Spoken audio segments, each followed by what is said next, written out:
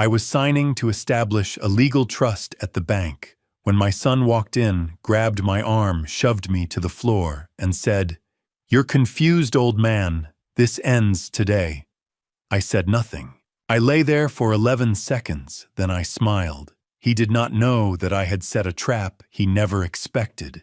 Two men stepped forward from the crowd, quietly flashing their FBI credentials. His arrogant smirk vanished instantly as the cold steel handcuffs locked securely around his wrists. "This is Dad's revenge stories, and I'm deeply grateful you chose to be here. Tell me, what part of the world are you in right now?" Country City, leave it in the comments. Every answer makes this feel less like a video and more like a conversation. This story contains fictionalized elements included for storytelling and educational purposes. Characters and locations are fictional. The message, however, is worth holding on to.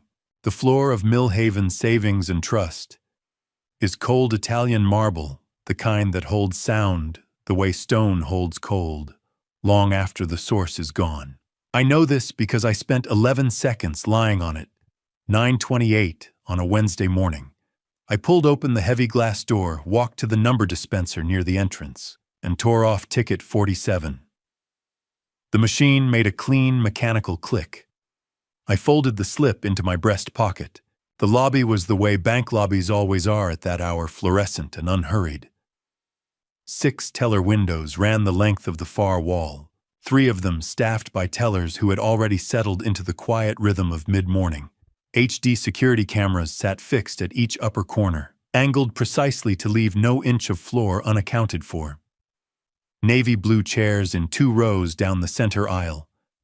Marble floors that gave each footstep back to you slightly louder than the original, as though they were paying closer attention than anyone else in the room. I chose the 3rd chair from the left in the front row. Not the most comfortable seat, the cushion had gone flat, and the right armrest leaned outward, but it gave me a clean sightline to all 3 cameras and an unobstructed view of the entrance. 22 years of tracing money through institutions like this one had made the choice automatic. You sit where you can see what's recording and what's entering. You stop noticing you're making the decision at all. I opened the manila folder on my lap. Inside, documents prepared by Ellen Morrow of Morrow & Associates, Elder Law, 26 years in practice. The paperwork was for a living trust, a legal instrument that would formally place the Hargrove Orchard on County Road 7 under permanent protective terms. Once executed and filed, no one could transfer, encumber, or sell the orchard by acting in my name without my personally witnessed consent. It was the kind of quiet document that ends certain arguments before they can start. I reviewed the pages without reading them. I already knew every line. While I waited, I noted 2 things without looking directly at either of them. At window 3, a broad-shouldered man stood reading a deposit slip with the focused patience of someone with nowhere else to be. He was not a customer. He was a former county sheriff, 19 years on the job before he retired, and set up a private investigator's practice on the east side of Millhaven. His name was Calvin Reed. We had spent 2 decades on opposite sides of the same professional table. He enforced the law, while I built the cases that gave him something to enforce. I trusted him the way you can only trust someone after you've seen exactly how they behave when the situation becomes genuinely difficult and none of the comfortable options remain. Near the glass doors, a man in a gray jacket studied a home equity brochure with attention it didn't warrant. Joe Whitfield, retired fraud investigator, 20 years in financial crimes across the state. I had known him since 2003, since a case we didn't bring up in polite company. Neither man looked at me. That was exactly right. I watched the second hand on the wall clock above the teller windows complete 3 full, unhurried rotations before the main entrance doors swung open, pushed too hard for someone who wasn't in a hurry. 9:41. Nathan, dark slacks, button-down shirt, a tie sitting slightly off-center in a way that said he had been moving fast before he got here. His jaw was set. His eyes crossed the length of the lobby and found me in under 2 seconds. and whatever composure he'd assembled on the drive over had already started to peel away at the edges. He crossed the marble floor quickly, keeping his voice flat and low. "Dad." He stopped just close enough to make it personal. "You need to leave. Right now. Whatever you think you're doing here." I did not look up from my folder. "I'm visiting my bank, Nathan. This is not how we handle things." The measured tone was thinning now. The particular erosion of a man who had managed a situation carefully, from a distance for 11 months, and was suddenly standing inside it with no margin left to work with. I closed the folder, set it on my lap, looked up at my son. "I'm sitting in a chair." He grabbed my left forearm. I pulled back, not dramatically, not urgently, exactly the way a man does when he knows precisely what he wants the other person to do next. Nathan's control broke. He shoved me sideways, a flat-palmed push against my shoulder, and I caught the edge of the transaction counter on the way down. Right elbow on marble first, left wrist folding wrong beneath me. The sound wasn't dramatic, just a body meeting stone. I lay still. The marble was cold through the back of my jacket. The fluorescent lights above were that particular institutional white that makes everyone in the room look slightly worse than they feel. I stared up at them and let three things settle into place. Eleanor's oak clock, the one hanging on Nathan's study wall, the one Nathan himself had helped me rehang in August, while I stood on the ladder, and he held it steady below. I thought about what that clock had been recording in the weeks since February. 47 seconds of audio.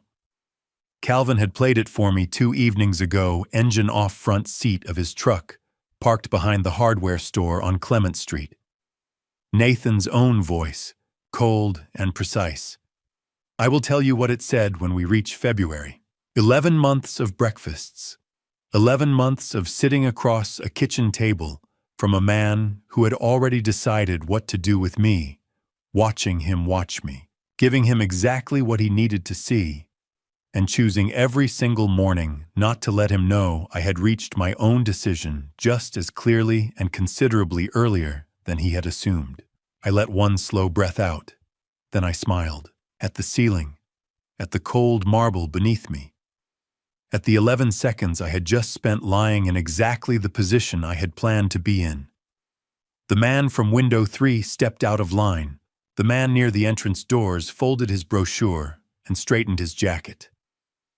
3 bank employees had their hands on their phones. Nathan stood over me, and for the first time in 11 months, his face showed me something he had not intended to show. It was too late for that now. A man doesn't smile when he hits a marble floor, not unless the floor is exactly where he planned to be. But to understand that smile, you'd need to go back 11 months. You'd need to start with a fire. Eleanor died on a Tuesday in January, which felt wrong. Somehow she had always been a woman of Sundays. I have tried in the time since to find a way to describe her without describing what she looked like, because her face changed over 31 years the way all faces do. But the things she did with her hands and her voice and her time stayed the same from the first year to the last. When she read, she tapped her fingernails lightly against the windowsill, 3 soft taps, a pause, 3 again, without appearing to know she was doing it. It happened with every book, every newspaper, every piece of mail that warranted more than a quick glance. If you pointed it out, she would look genuinely surprised, hold still for exactly 1 page, and then start again. She knew every apple variety in the orchard by name and by season, and she would correct you if you got one wrong. Never sharply, she would simply say the right name once clearly. The way a patient teacher makes a correction feel like additional information rather than a rebuke. Honeycrisp, Fuji, Cortland, Jonagold. She had planted the last row herself the spring before her diagnosis, because she said the orchard needed something younger coming in, or the whole operation would age out from under us. She said, "The important things go in the safe, Thomas." The way other people say goodnight, as a principle she had arrived at once, and never felt the need to revisit. The fireproof safe in the hallway closet was her idea, down to the model number and the bolt-to-wall installation, because she considered a freestanding safe an optimistic gesture rather than a genuine precaution. The orchard's legal structure was also her idea, and it was the most consequential one. She held 50% of the deed. I held the other 50. She had structured it as tenancy in common, a legal arrangement in which each owner holds a distinct independent share that can be inherited, but cannot be sold mortgaged, or transferred without the full written agreement of all parties involved. When she died, her 50% would pass jointly to Nathan and Connor. Any sale or encumbrance of the whole orchard would therefore require both sons to consent in writing before anything could proceed. Neither son acting alone, not even with my full cooperation, could complete a transaction without the other's signature. She told me why she'd done it one afternoon at the kitchen counter, over a cup of coffee that had gone cold while she talked. I want both boys to have to agree someday. That's how you keep a family talking to each other. She had the clause drafted by one attorney and reviewed by a second, and paid both invoices herself without mentioning either until the paperwork came back signed. January 14th, 2023. She was gone faster than the doctors had said to expect. I have looked for the right words for that specific morning and not found them, so I will let it sit as it was, a Tuesday, the kind of day that didn't suit what happened in it. For a long time after, Tuesdays felt off in a way that was difficult to explain to anyone who hadn't spent 31 years waking up next to the same person. 18 months passed. Connor called every Sunday from Seattle, reliable in the particular way of a younger son who suspects you are handling things less well than you let on and wants you to know he is paying attention. Nathan called monthly through the first winter, every 6 weeks through spring, and then without any pattern I could follow with confidence. I kept the orchard running with a hired crew of 3 men who knew the work and needed little direction. I could no longer manage the physical labor alone without consequences to my back, but selling was not something I considered.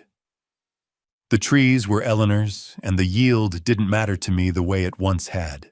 July 18th, 2024, 2:47 in the morning, I woke to smoke. Not the familiar accidental smell of something forgotten on the stove.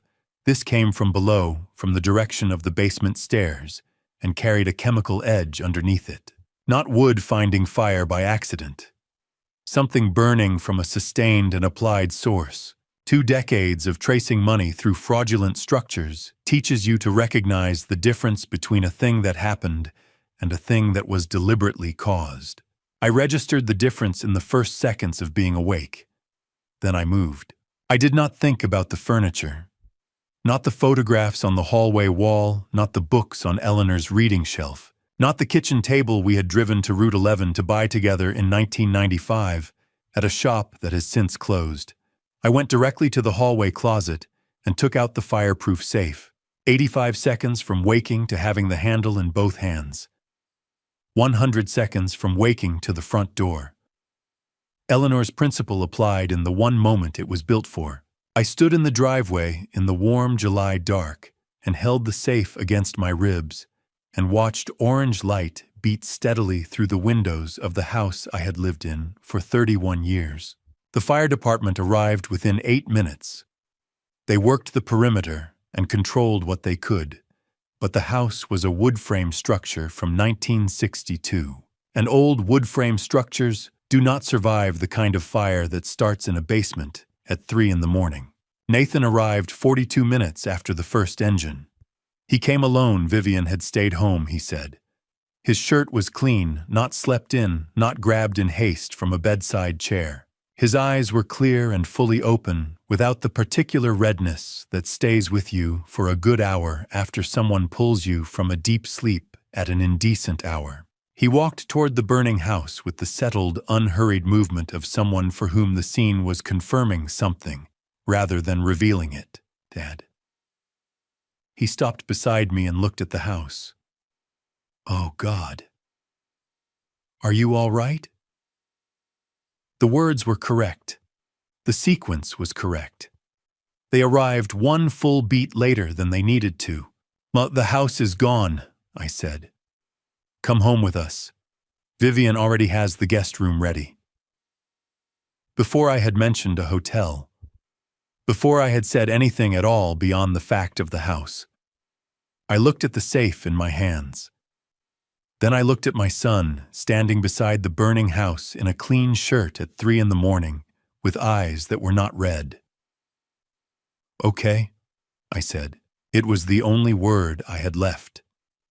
I told myself the feeling was grief and adrenaline, that I was reading shadows into a face because it was 3 a.m. and my home was burning.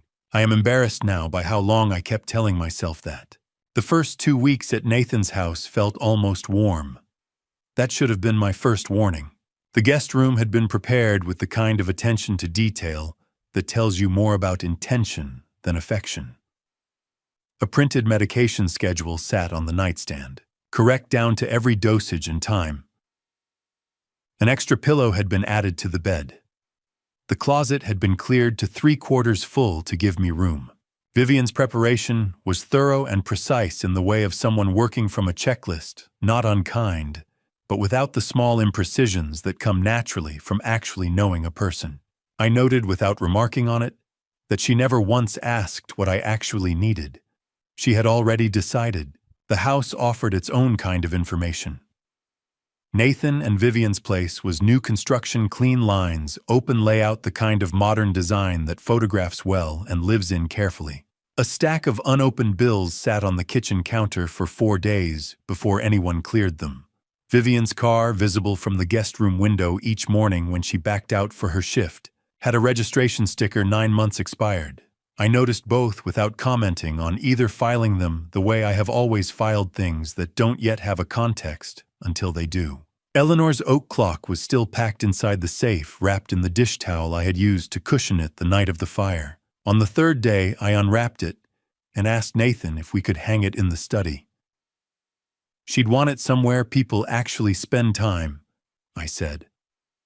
Nathan agreed without hesitation, fetched the ladder from the garage himself, and held it steady at the base while I climbed and directed placement a centimeter left, then half a centimeter back until the clock sat level and square on the wall above his desk. He held that ladder with both hands and watched me position his mother's clock directly above the place where he sat and worked each night. There is something worth noting in retrospect about a man who helps you hang a piece of evidence above his own desk. I have thought about that afternoon many times since. The address change form appeared in week 2, set beside my coffee cup on a Tuesday evening, with the low-key practicality Nathan had been applying to everything that month. Just so your mail routes correctly while you're getting settled, he said.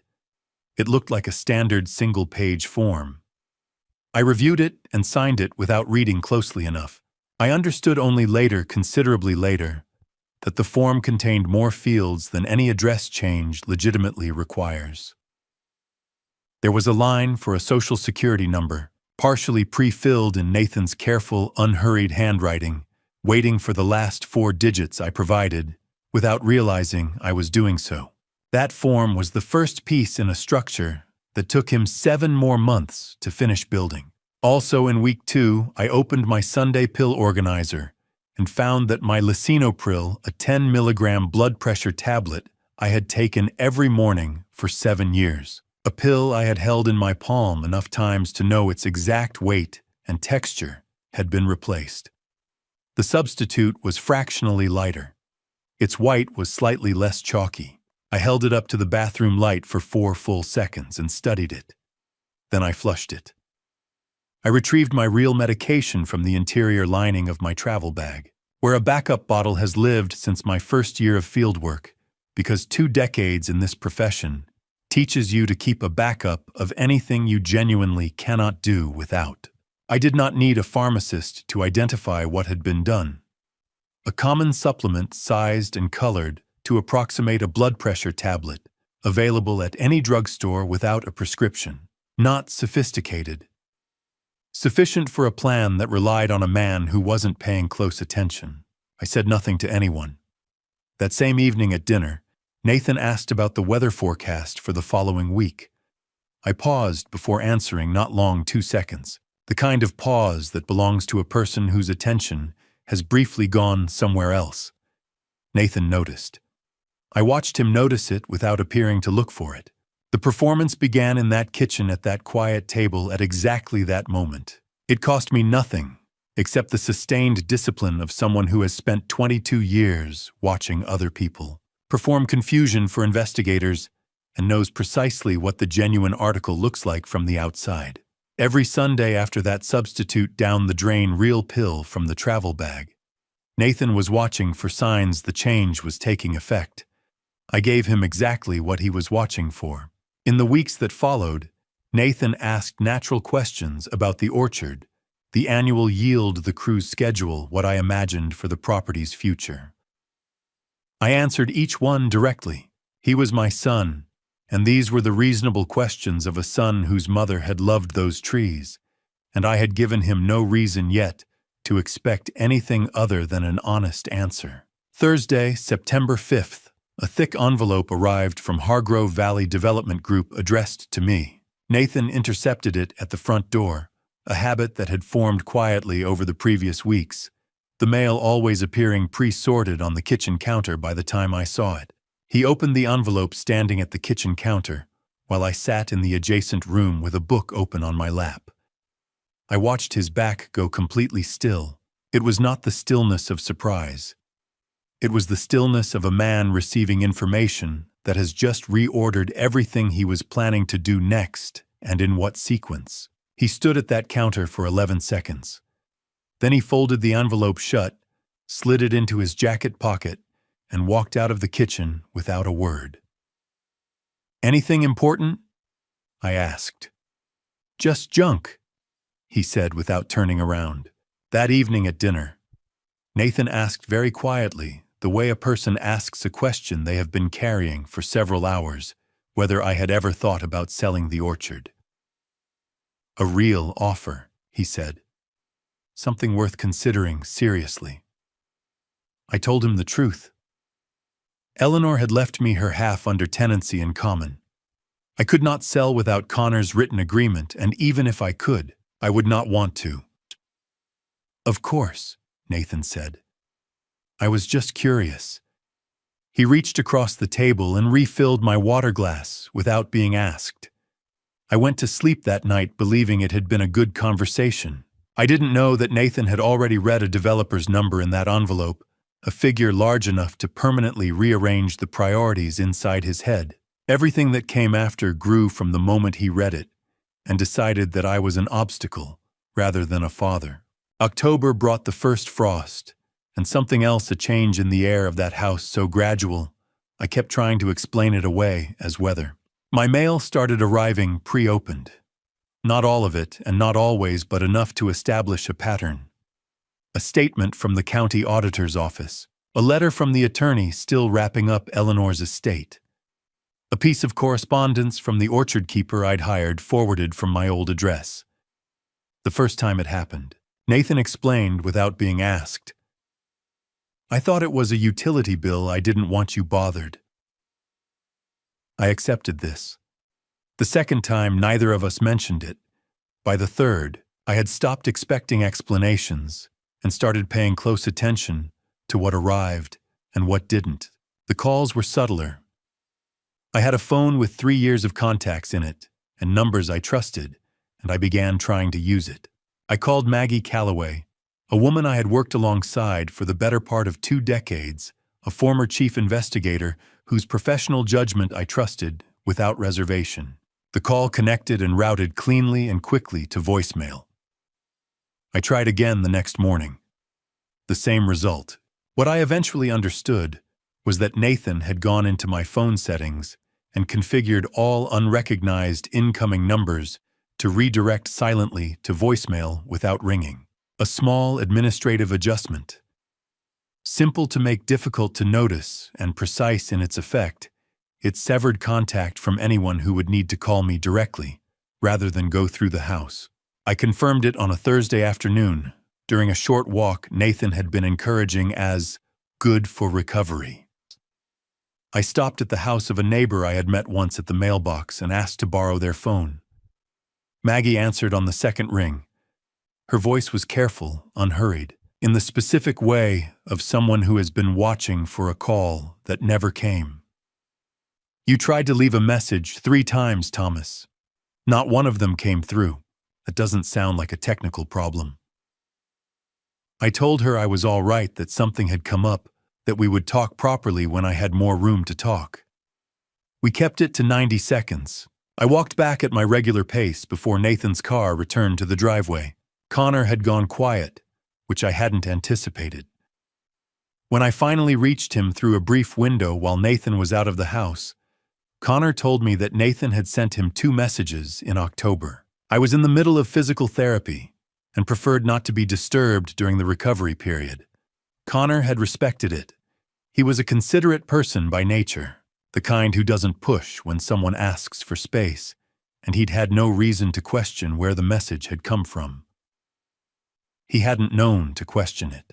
In November, Nathan offered to take over my outstanding bills, just to simplify things while you're getting back on your feet.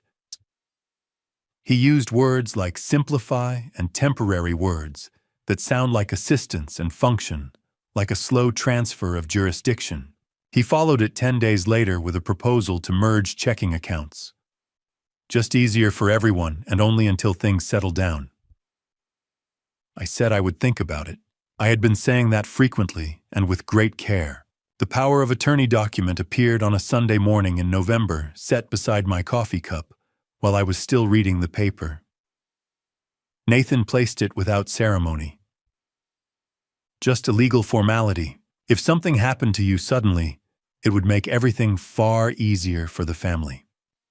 A power of attorney is a legal instrument that grants another person full authority to make financial and legal decisions on your behalf without requiring your ongoing consent at each step. In the wrong hands, it renders a person legally voiceless in their own affairs. I understood this clearly. "I'll think about it," I said, not because I was genuinely considering it, but because a man who refuses cleanly and directly reveals that he knew precisely what was being asked of him. I was not yet ready to reveal that. 2 days later, Nathan became efficient instead of warm. He answered questions with the minimum number of words that could technically qualify as a response. He moved through the house with a purposefulness that left no space for incidental conversation. The temperature in that place had dropped, and it had nothing to do with the frost outside. One afternoon in the second week of November, I was sitting at the kitchen table with a cup of tea gone cold. Vivian was at the sink washing dishes, her back to me, in the automatic rhythm of someone doing a task that requires no thought. Then she turned not fully halfway, her hands still damp, her eyes finding me at the table. Something was forming in the set of her expression. Not distress, not accusation. Something earlier and quieter than both. The particular look of a person standing at the edge of a decision about whether to say something they have been carrying for some time. She opened her mouth slightly. From the hallway, Nathan's voice, easy, unhurried, the tone of a man simply looking for something. "Vivian, do you have those insurance forms I mentioned?" She turned back to the sink. Both her shoulders dropped a fraction, the small, specific settling of a person setting something down that they had almost picked up. She did not look at me again before she left the room. I sat for another moment after she was gone. Whatever had been about to happen had closed. I filed it the way I file things that I have witnessed, but cannot yet fully interpret carefully, and with the understanding that what doesn't make sense today sometimes explains everything 3 months later. That evening, Nathan allowed me 90 minutes to walk to the pharmacy and back. I chose the smallest spiral notebook on the rack. I paid $4 and change in cash. I put the receipt in the trash can inside the store and carried the notebook in my jacket pocket all the way home. Back in the guest room, door locked, I wrote the date in the upper right corner of the first page. Then I began. For 22 years I had built cases against people. Now I was inside one. The lock I checked on my bedroom door that night wasn't against intruders. It was against the part of me that wanted to walk down that hallway and confront my son before I had a single thing in hand that would actually stop him. By the first week of December, I had not spoken freely to either of the two people I trusted most in 7 weeks. That was not a coincidence. Nathan had been driving me to every pharmacy trip since October, casual about it. At first, just a son making sure his father didn't need to manage alone, and then a settled routine, and then a routine so established that neither of us named it anymore. He would wait in the car with his phone and drive back. I would collect what I needed and return within the agreed window.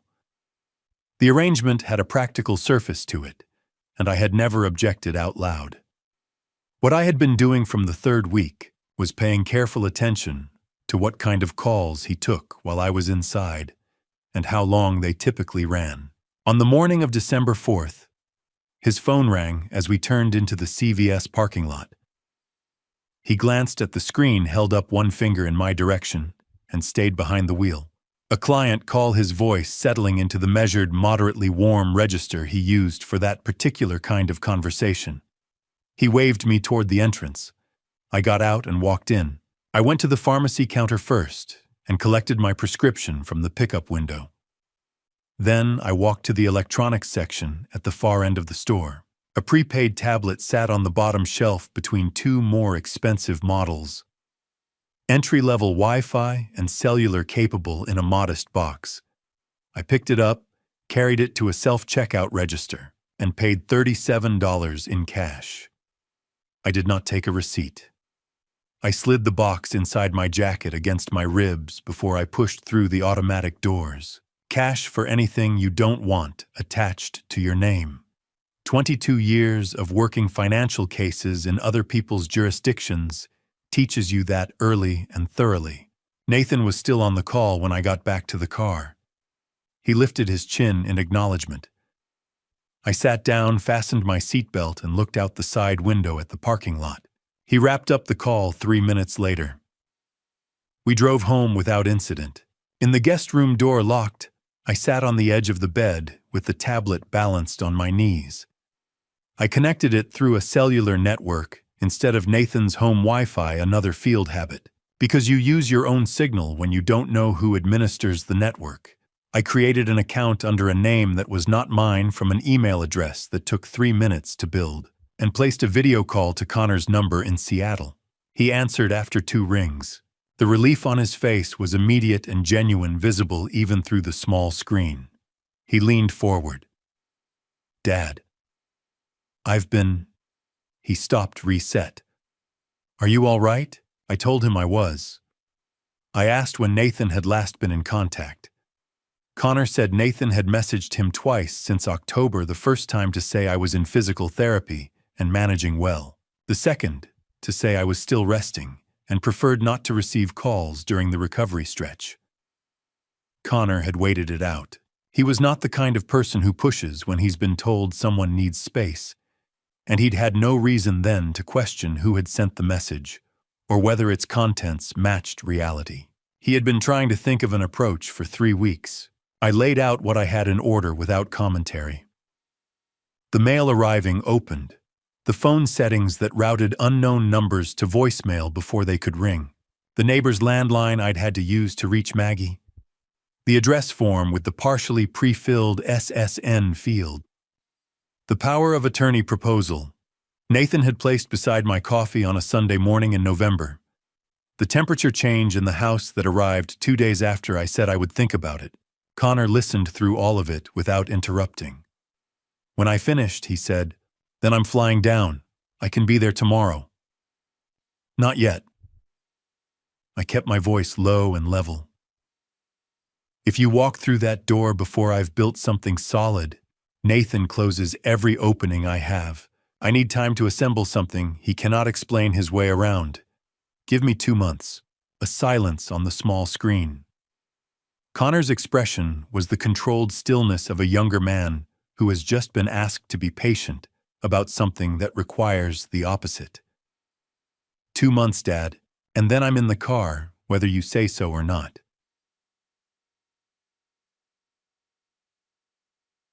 2 months, I said. I ended the call. I dialed Maggie without pausing. She answered before the second ring. We did not open with pleasantries. 22 years of working the same kinds of problems from different positions had settled that between us long ago.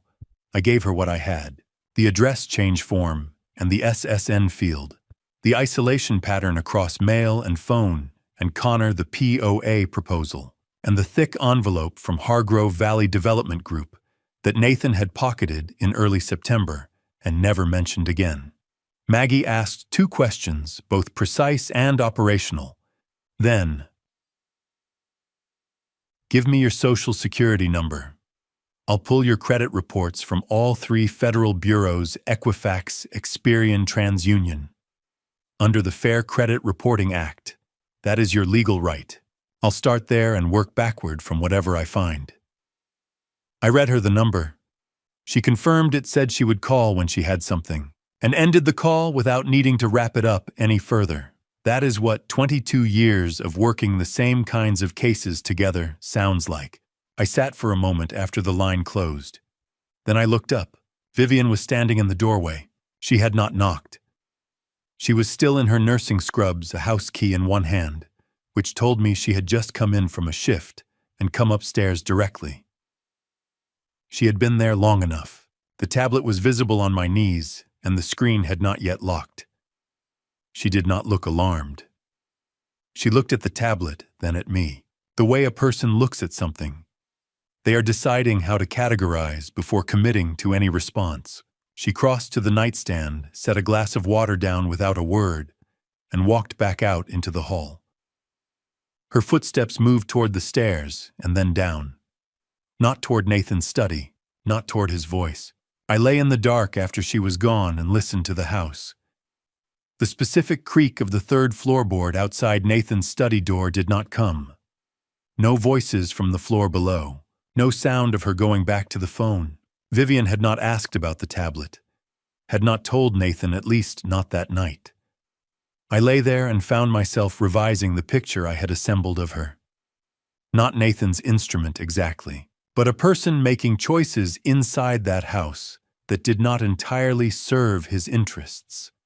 I filed it the way I had spent 22 years filing things that didn't fit the first reading carefully, without forcing a conclusion before the evidence supported one. It was 11 minutes past 11 on a Tuesday night in January when I got up for water and saw the strip of light under Nathan's study door. I want to be precise about that detail, because in the version of this story where I look better, I woke up knowing something was wrong. The truth is simpler and less flattering. I woke up because I was 63 years old and couldn't sleep through the night consistently anymore, and I wanted water, and the house was dark, except for that one thin line of light at the far end of the hall. I stood in the doorway of my room and looked at it. Then the part of me that had spent 22 years training itself to notice things that other people walk past said very quietly, "Stop. Listen. Don't move yet." I moved down the hall in the way I had learned to move in buildings, where I wasn't supposed to be heard close to the wall, avoiding the center of the floor, where old houses store their complaints. The light under the study door was thin and steady. The voice on the other side was low, deliberate, and entirely without the inflections a person uses when they think someone might overhear. I stopped at the door. The gap at the bottom was perhaps 3 centimeters. Enough. Nathan was on the phone with someone. He was not pacing. His voice stayed at the same distance from the door, throughout, which meant he was sitting, probably at the desk. Probably with his back to the door, which meant the gap gave me his words more clearly than he would have wanted to know. He's still refusing the power of attorney. I've tried every version of the ask. A pause, the specific silence of someone listening to a response. It doesn't matter. The Veld deal is already in motion. I have the deposit. $55,000 cleared. The authorization documents hold as long as he doesn't reach a specific kind of lawyer in the next 30 days. I did not move.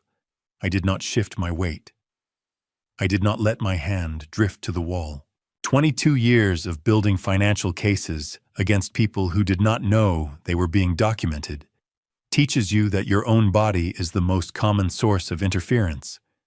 You go still. You let the room carry the sound to you, rather than leaning into it. The medical route is the backup track. Nathan's voice, unhurried and technical, the voice of a man who has rehearsed the structure of a plan until it stops feeling like one. Once we have the evaluation documented, Vivian is handling that side. It goes to the probate court as supporting evidence for a conservatorship petition. Under Ohio law, the court can appoint a guardian and grant them authority over financial decisions when the ward has been assessed as cognitively impaired. At that point, his signature on any transaction stops being a legal requirement. A brief silence. Then something that was not quite a laugh, short, low, without warmth or embarrassment, the sound of a person acknowledging something privately convenient. He thinks he's still sharp. He's a 63-year-old widower who fell apart once already when his wife died. We just need the right moments documented correctly. The voice stopped. The call was done, or at least that part of it was. I could hear the faint sound of Nathan shifting in his chair. I counted to 30. Not in my head, I moved through each number with the specific deliberateness I had used in hundreds of building searches over the years. Because men who are trained to count slowly under pressure count slowly even when their hands are telling them to move. At 30, I turned. I walked back toward my room along the outer edge of each step, where the wood sits closer to the structural beam beneath and doesn't carry enough flex to make a sound, a habit from a building search in 2009 that I had never stopped using. I reached my doorway and stepped inside. I sat down on the edge of the bed. My hands were completely still in my lap, the particular kind of still that I recognized from the worst moments in 22 years of difficult work. The moments when a case stops being professional and becomes personal, when the knowledge you've just acquired is no longer something you can hand off to a senior investigator or file through the proper channel and walk away from. When it is yours to carry forward, because there is no one above you to hand it to. I sat with that for a moment. Then I reached under the mattress where I keep the notebook when I am not writing in it, and I opened it to the next blank page. I wrote the date at the top, January 7th, 2025. Then the time 11:12 p.m. Then I wrote what I had heard in the order I had heard it in the plainest language I could manage, not interpretation, not analysis, just the words as they had come through the door. POA refused. Veld deposit 55,000 cleared. New line. Probate court. Conservatorship petition. Vivian medical documentation. New line. Evaluation to be filed as supporting evidence. Guardian appointed by judge. My signature no longer required. I read it back once. Then I wrote one more line at the bottom of the page. I cannot do this alone. I sat and looked at those 6 words for longer than I usually allow myself to look at difficult things. Then I closed the notebook and put it back where I keep it. 2 things were clear by the time I did that. First, Nathan had already committed acts serious enough to put him in front of a federal judge, wire fraud, identity theft through the credit accounts. And now, a conspiracy to fraudulently establish legal guardianship using fabricated medical documentation. Second, what I had heard through a door in the dark was not yet evidence. It was my account of a conversation heard through a gap at midnight by a man Nathan would spend considerable effort portraying as cognitively unreliable. I needed something that existed independent of my memory. Something recorded, fixed, verifiable, something that a court could play in a room while Nathan sat in it and had nothing to say. And I was going to need to build it with the patience that had made me good at this work, and the discipline not to confront a man before you are genuinely ready to finish the confrontation. Before I go any further, if you're still with me, drop the number 7 in the comments right now. Just the number. That's all I need to know you're here. A quick note. This story contains some fictionalized details shaped for storytelling and educational purposes. If that's not what you came for, This is a perfectly good moment to step away. No hard feelings. Nathan had been driving me to every errand since January casually, at first then, as an established habit, until neither of us called it anything anymore. The first genuinely free afternoon I had was a Thursday in February, when he had a 2-property showing scheduled on the east side of town. I told him I would walk to the pharmacy. I walked 4 blocks past the pharmacy and sat in an old colleague's truck instead. Calvin Reed's truck was the same one he had driven for the better part of a decade, a gray-blue Ford with a dashboard that had collected several years' worth of coffee cups and a passenger seat that leaned slightly to the right because the track rail had been stiff since 2019 and he had decided long ago that it wasn't worth fixing. The heater worked well.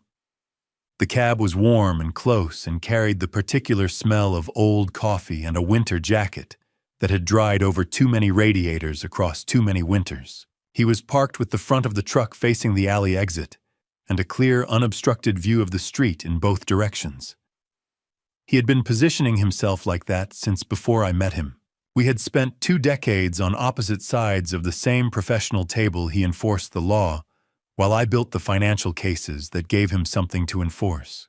That kind of working history produces a specific kind of trust.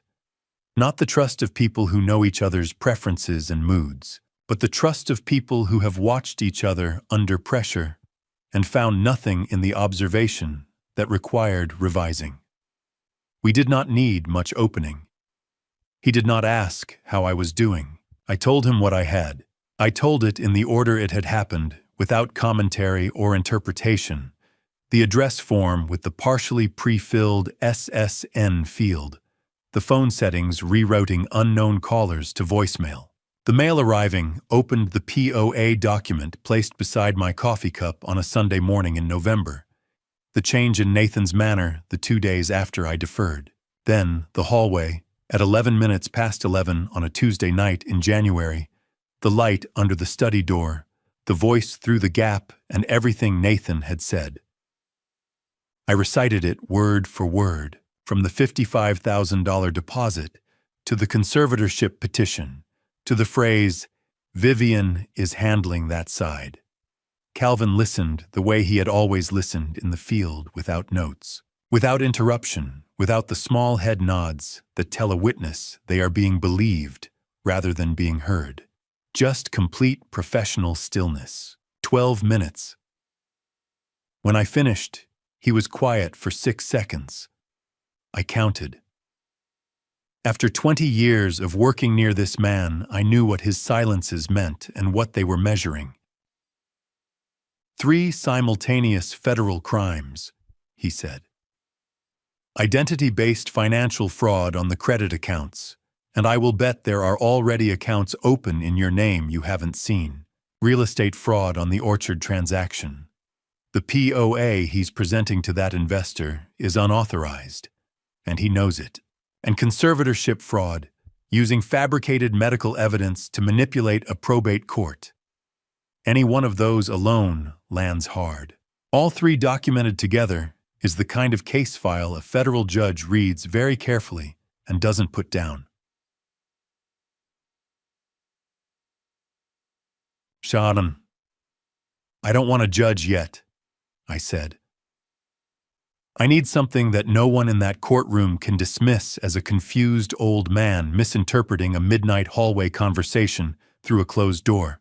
Calvin looked at me for a moment, in the way he always looked at a problem when he was already past the problem and thinking about the solution. Then he asked about Nathan's working space specifically, whether Nathan used any one room consistently and at what hours. I told him about the study. Nathan worked there most evenings, often past 9 with the door closed. Calvin asked whether there was anything in that room I had placed there myself, something of mine in his space before any of this began. I thought of the clock before he finished the sentence. Eleanor's oak clock. I asked Nathan to hang it in the study when I moved in last August. She would have wanted it somewhere people actually spent time. Calvin nodded once. I know a watchmaker on 5th Street, former colleague, runs a legitimate repair shop. If you brought the clock in for servicing, we could have it ready within 2 days.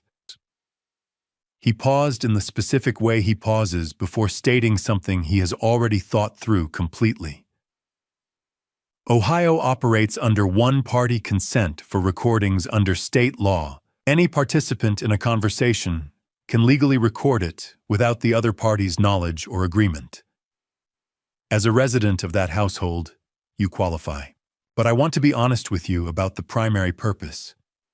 If Nathan's voice ends up in a courtroom on disputed audio, his attorney will spend months contesting the context. If a woman who lived in that house comes forward voluntarily on her own terms with her own account of what she witnessed, that is a fundamentally different quality of testimony. The recording is for her. It gives her something fixed and verifiable that she cannot tell herself she misunderstood. I understood. The clock was not built for a judge. It was built for the moment when Vivian could no longer maintain the distance between what she had been told and what she actually knew. 4 seconds of quiet in the truck cab. I thought about Eleanor wrapping that clock in a dish towel before every move we made over 30 years, because she said that some objects were worth the inconvenience of handling carefully. I thought about how she had never used the word careful as a sentiment. She had always meant it as a specific instruction about what to do with your hands. She would have used every tool available, I said. It's what she always told me. We worked through the rest the way two people work through things when they have done this kind of planning before, and know that speed is the least valuable part. Maggie would continue the financial investigation, credit report, analysis, account, trail, documentation, anything recoverable through official federal records. Calvin would handle the clock and manage the recording equipment through the watchmaker. Joe Whitfield, a retired fraud investigator I had worked alongside intermittently for 2 decades, a man with a specific institutional knowledge of how financial crimes are constructed and disguised, would be available for the final stage. Calvin would bring him up to speed.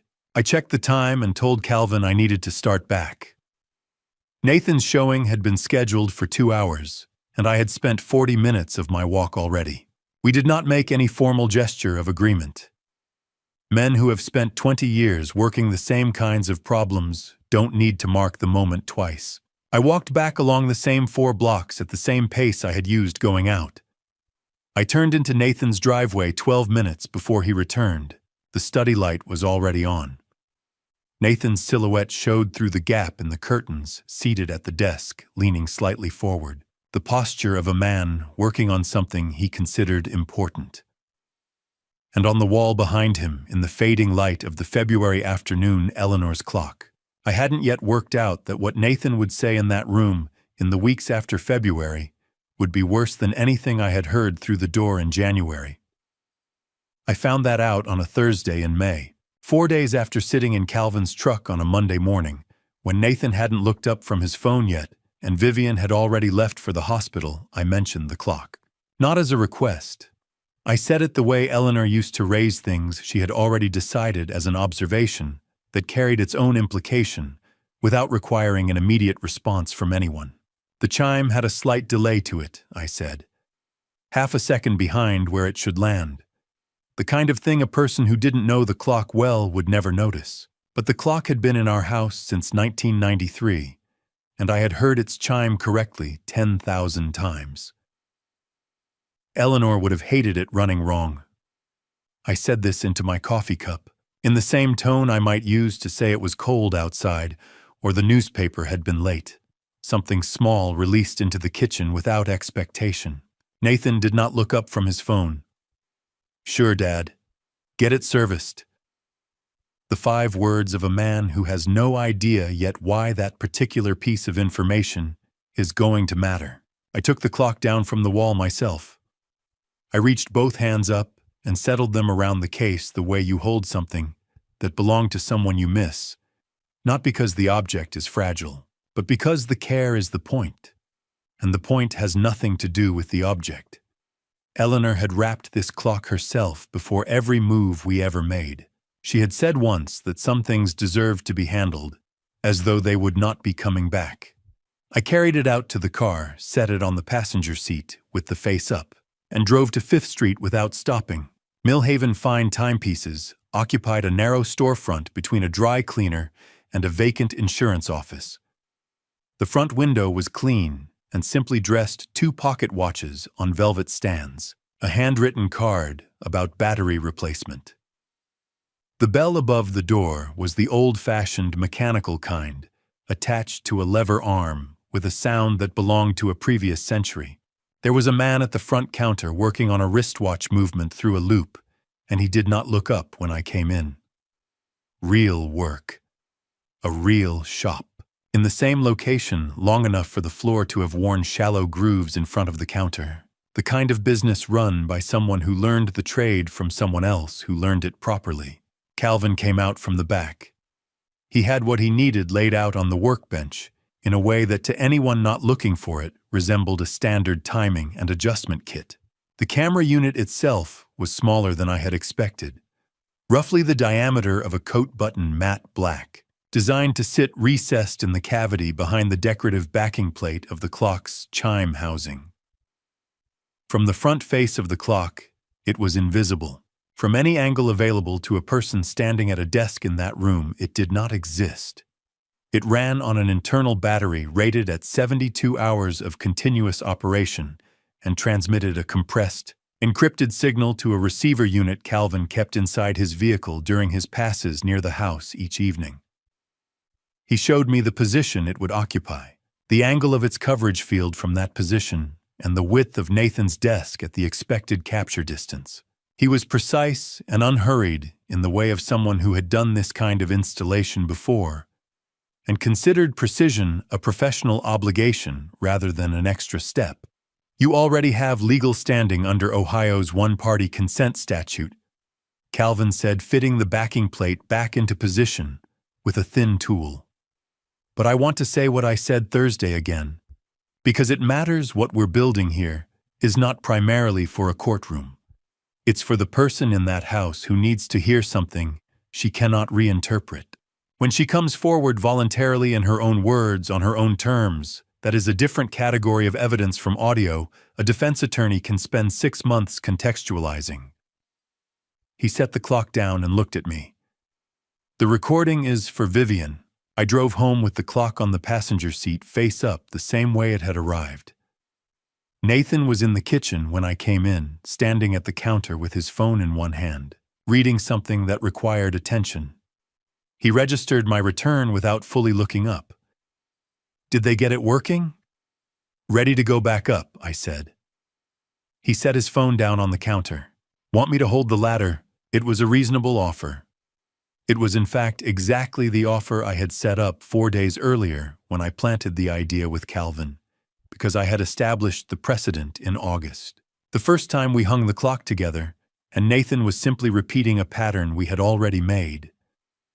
Patterns are how people move efficiently through days they believe they understand. That would be good, I said. Thank you. I positioned the ladder. Nathan took the base in both hands and braced it the same stance he had used in August, easy and practical, a son helping with a task that needed 2 people. I climbed with the clock under one arm, found the hook on the wall and seated it. Then I adjusted the position 2 millimeters to the left, the way Eleanor had always wanted it, stepped back on the ladder to evaluate and stepped down. How does that look? Nathan glanced at it for perhaps 1 second. Perfect, he said. Just like it always was.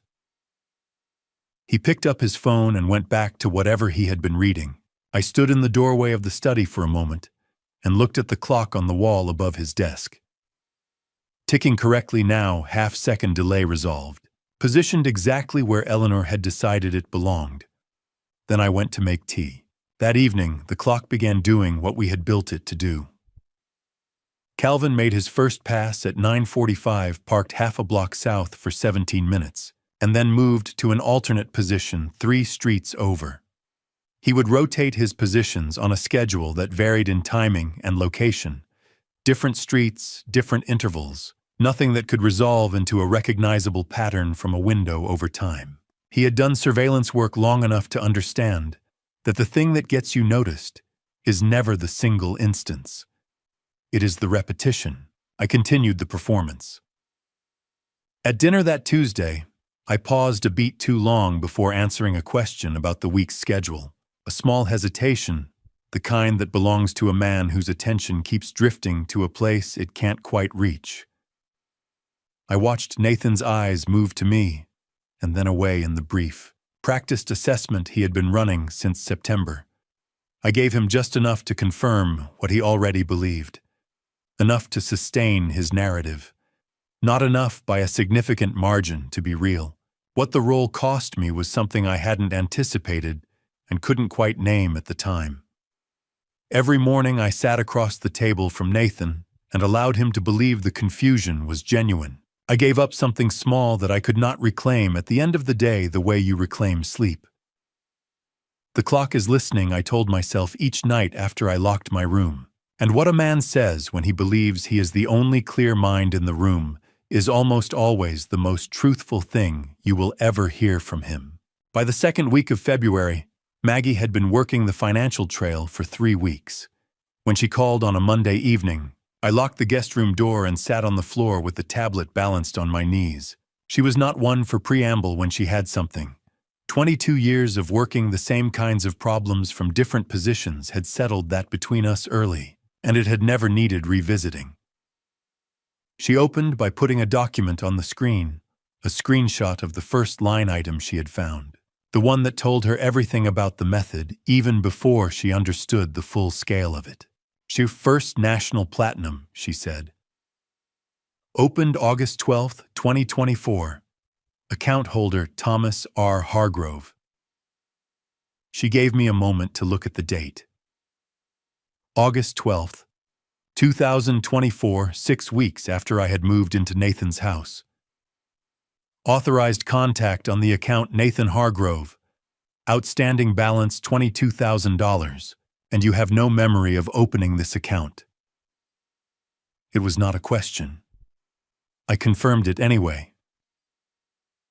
The Social Security number used to open it matches the one you gave me, she said, which is the one on the address form you signed in week 2.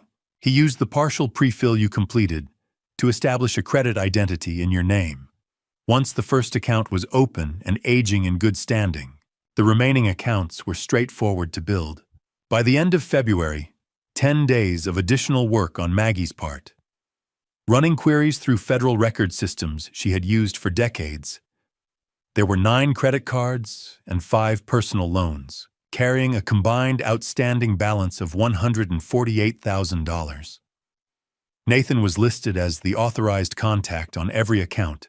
Maggie had located 17 documents bearing what appeared to be my signature account applications, authorization letters, consent forms for limit increases.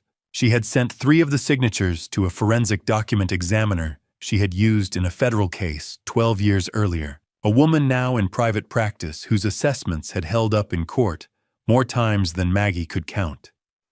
The examiner's response was measured and specific. The signatures were close, skilled work, consistent in pen pressure and baseline angle made by someone who had clearly studied the original carefully and over time. But not close enough for a federal proceeding. There were inconsistencies in the terminal strokes, the exact pressure footprint at the end of each letter that would not survive a qualified examiner under oath. I sat with the total for a moment. $148,000 accumulated under my name in my name, using 4 digits I had written on a form at a kitchen table because my son had handed it to me. I am not a man who makes a habit of thinking about money in personal terms, but I am 63 years old, and I understood what that number represented when I converted it into years. It was a particular kind of arithmetic that does not need to be said out loud to be fully felt. Where did the money go? I asked. Maggie had run the outflow analysis across 4 months.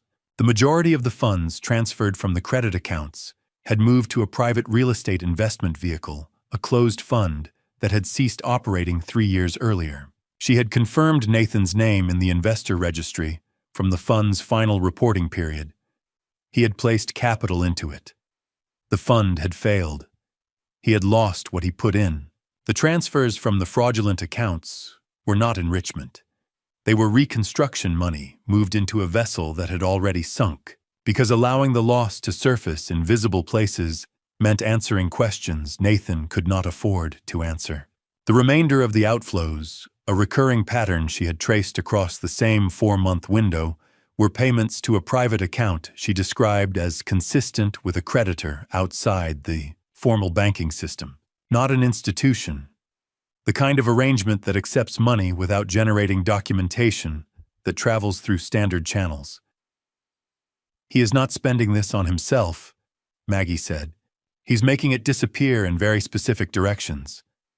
Someone is being kept quiet, Thomas. Whatever they know, it has been worth paying for across months." She stopped. "Then, he used the form you signed in week 2 to get the last 4 digits he needed. Everything he built came from that one field on one page. But I want to say this clearly. The money is not going somewhere comfortable. The pattern is not a man enjoying access to other people's funds. It is a man trying to prevent a specific outcome from becoming visible. He is running out of ways to prevent it." I closed the tablet after the call and sat in the dark for several minutes. Then I went down for dinner. Nathan was already at the table.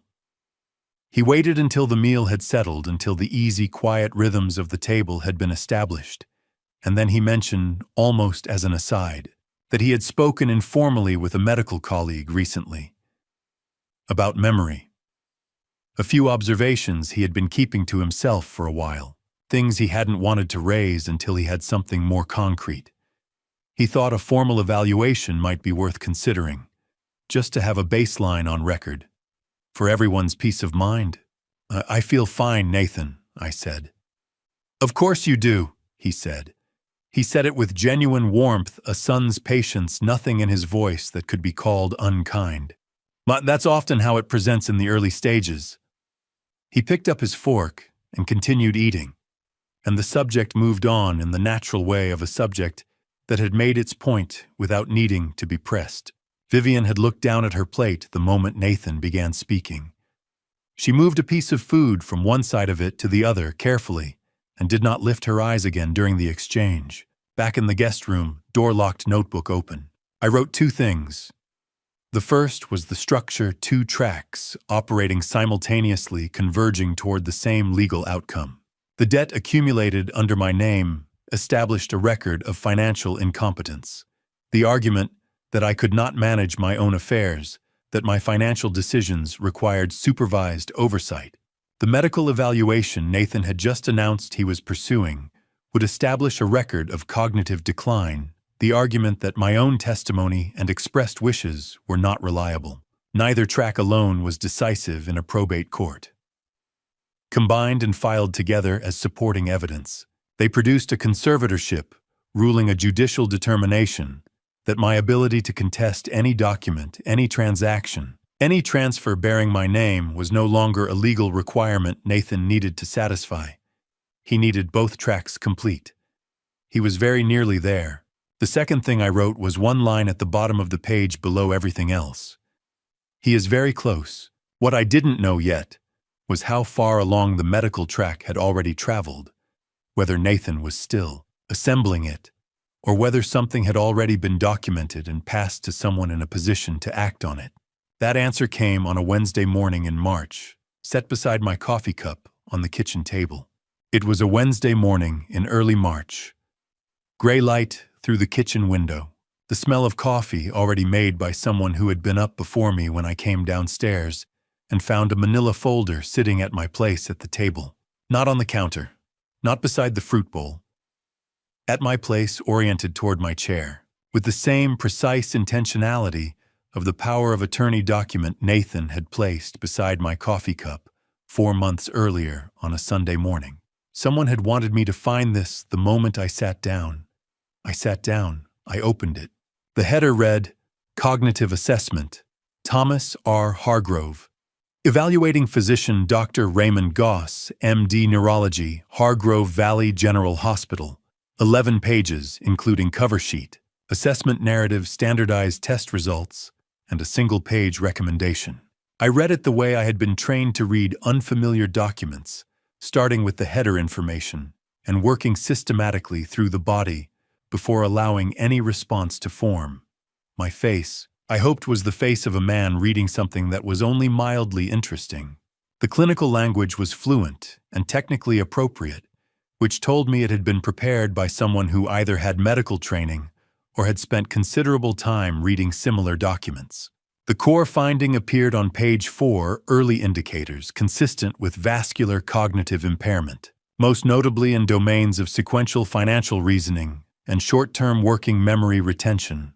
The recommendation followed on page 9: supervised decision-making protocol for major asset transactions, pending follow-up evaluation at 6-month interval. The date of the assessment was listed as February 24th, 2025. I knew that date. On February 24th, I had been in Nathan's house from 7 in the morning until 4 in the afternoon, at which point Nathan had driven me to the pharmacy on Clement Street for a prescription pickup. The pharmacy printed a time-stamped receipt. I had kept it, as I kept all paper receipts from permitted errands inside the notebook's back cover. A neurological evaluation at Hargrove Valley General Hospital, a facility located on the other side of the city, does not happen between 4 and 5 in the afternoon as an incidental stop on the way home from a pharmacy. It does not happen in under an hour. It does not happen without the patient's active participation. February 24th was a day I could account for in detail with documentation. I turned back to the first page and looked at the hospital letterhead more carefully. The font weight of the institution's name was slightly inconsistent, heavier in some characters than in others, in a way that suggested a digital recreation rather than an original printed template. I noted this without changing my expression or the pace at which I was turning pages. Nathan came in from the hallway and refilled his coffee. He sat across from me. "What do you think?" he asked after I had reached the final page. I told him I would want my own physician to review it first. I said it without urgency, in the same tone I had used to say I would think about the power of attorney. Measured. Cooperative in register. Nothing definitive in content. Something shifted at the corner of Nathan's mouth. Not a flinch, not a grimace, but the micro-movement of a man who has just recalculated something and is adjusting his next position before it shows. He reached across the table and picked up the folder. "Of course," he said. "Whenever you're ready." He left the kitchen with the folder under his arm. I remained at the table with my coffee until I heard him go into the hallway bathroom. Then I stood up. The folder was on the kitchen counter, where Nathan had set it before going in. I walked past it to the far cabinet, opened it, took down a glass, and as I turned back, I caught the corner of the folder as it sat open on the counter, the cover sheet facing up. In the lower right, I read a line I had not seen at the table. I read it twice. Patient observation, record clinical witness. Hargrove RN. I took my glass of water and went back to my chair and processed what that line meant. Vivian had not evaluated me. A nurse does not evaluate neurological function. That requires a licensed physician or clinical neuropsychologist with specific credentialing. What Vivian had done, according to the document's own language, was serve as a clinical witness to a patient observation record, meaning she had signed a statement attesting to behavioral incidents that Nathan had described to the evaluating physician as evidence of cognitive decline. Her role was to corroborate through her professional signature as a registered nurse a set of observations presented to her by her husband. The question was whether she had generated those observations herself from what she had actually witnessed, or whether Nathan had described them to her and she had signed. Those were two entirely different things. One was a nurse reporting what she saw. The other was a professional co-signing a story. Nathan came back into the kitchen. I was in my chair, drinking my water, looking at nothing in particular. He picked up his keys and said he had a morning appointment across town. I told him to drive safe. He left. I went directly to the study. The folder was still on the counter.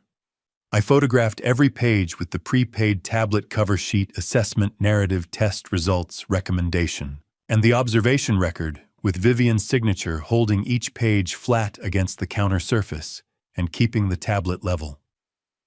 11 images. I sent them to Maggie and Calvin through the encrypted channel Calvin had set up in January. Then I put the tablet away and went back downstairs. In the notebook under the date, I wrote one question in the margin. V. Hargrove. Did she witness these incidents herself, or did Nathan describe them to her? And she signed. I sat with that question for the rest of the morning. There is a significant difference between a woman who helps build a trap and a woman who holds the door because she trusts the man who told her it is for her father-in-law's own protection. I did not know yet which one Vivian was.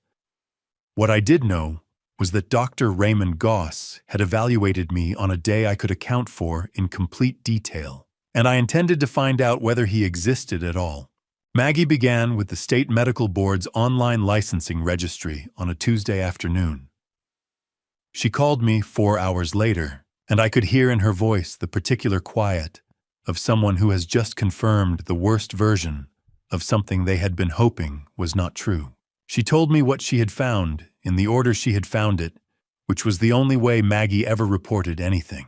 She had started with Hargrove Valley General's publicly maintained staff directory, which the hospital updates quarterly and posts on its network site. No Raymond Goss? Not on the neurology service? Not on the consulting staff? Not in any listed credential category. She had then accessed 4 years of the hospital's historical personnel registries, which are available through the State Health System's Disclosure Archive. Still no Raymond Goss, not in full-time practice, not in an adjunct or visiting capacity, not in any year with available records. I ran the State Medical Licensing Board next, she said. The database is searchable by name, specialty, and licensure status. I ran Raymond Goss 4 different ways. No active license. No expired or lapsed license. No record of a disciplinary removal that might explain the absence. No name close enough to suggest a transcription error in the original document. She let a moment pass. He does not appear to exist as a licensed physician in this state. Based on what I have checked, he may not exist as a licensed physician anywhere. I had not yet said anything, she continued. The hospital letterhead on the assessment, the full institutional header Nathan had used to generate the document, bore the name and seal of Hargrove Valley General Hospital in the form it had used. Prior to 2022, in 2022, the institution completed a merger with a regional health network and formally rebranded, retiring the previous name logo and all associated stationery as part of the consolidation. Official documents issued after that point carried the new identity exclusively. The pre-merger letterhead existed only on archived stationery, the kind kept in old supply closets, or reconstructed from a scanned copy of an earlier document. The barcode format in the lower margin of the assessment was a reference protocol the hospital had stopped using in late 2021. The institutional seal was accurate to the old form, with a font weight that matched pre-merger print specifications and differed in a measurable way from anything the hospital's current administrative systems would generate. The document was not produced by Hargrove Valley General Hospital, Maggie said. It was constructed to closely resemble one. Someone spent time on it, but not enough time on the details that a person who knew where to look would check first.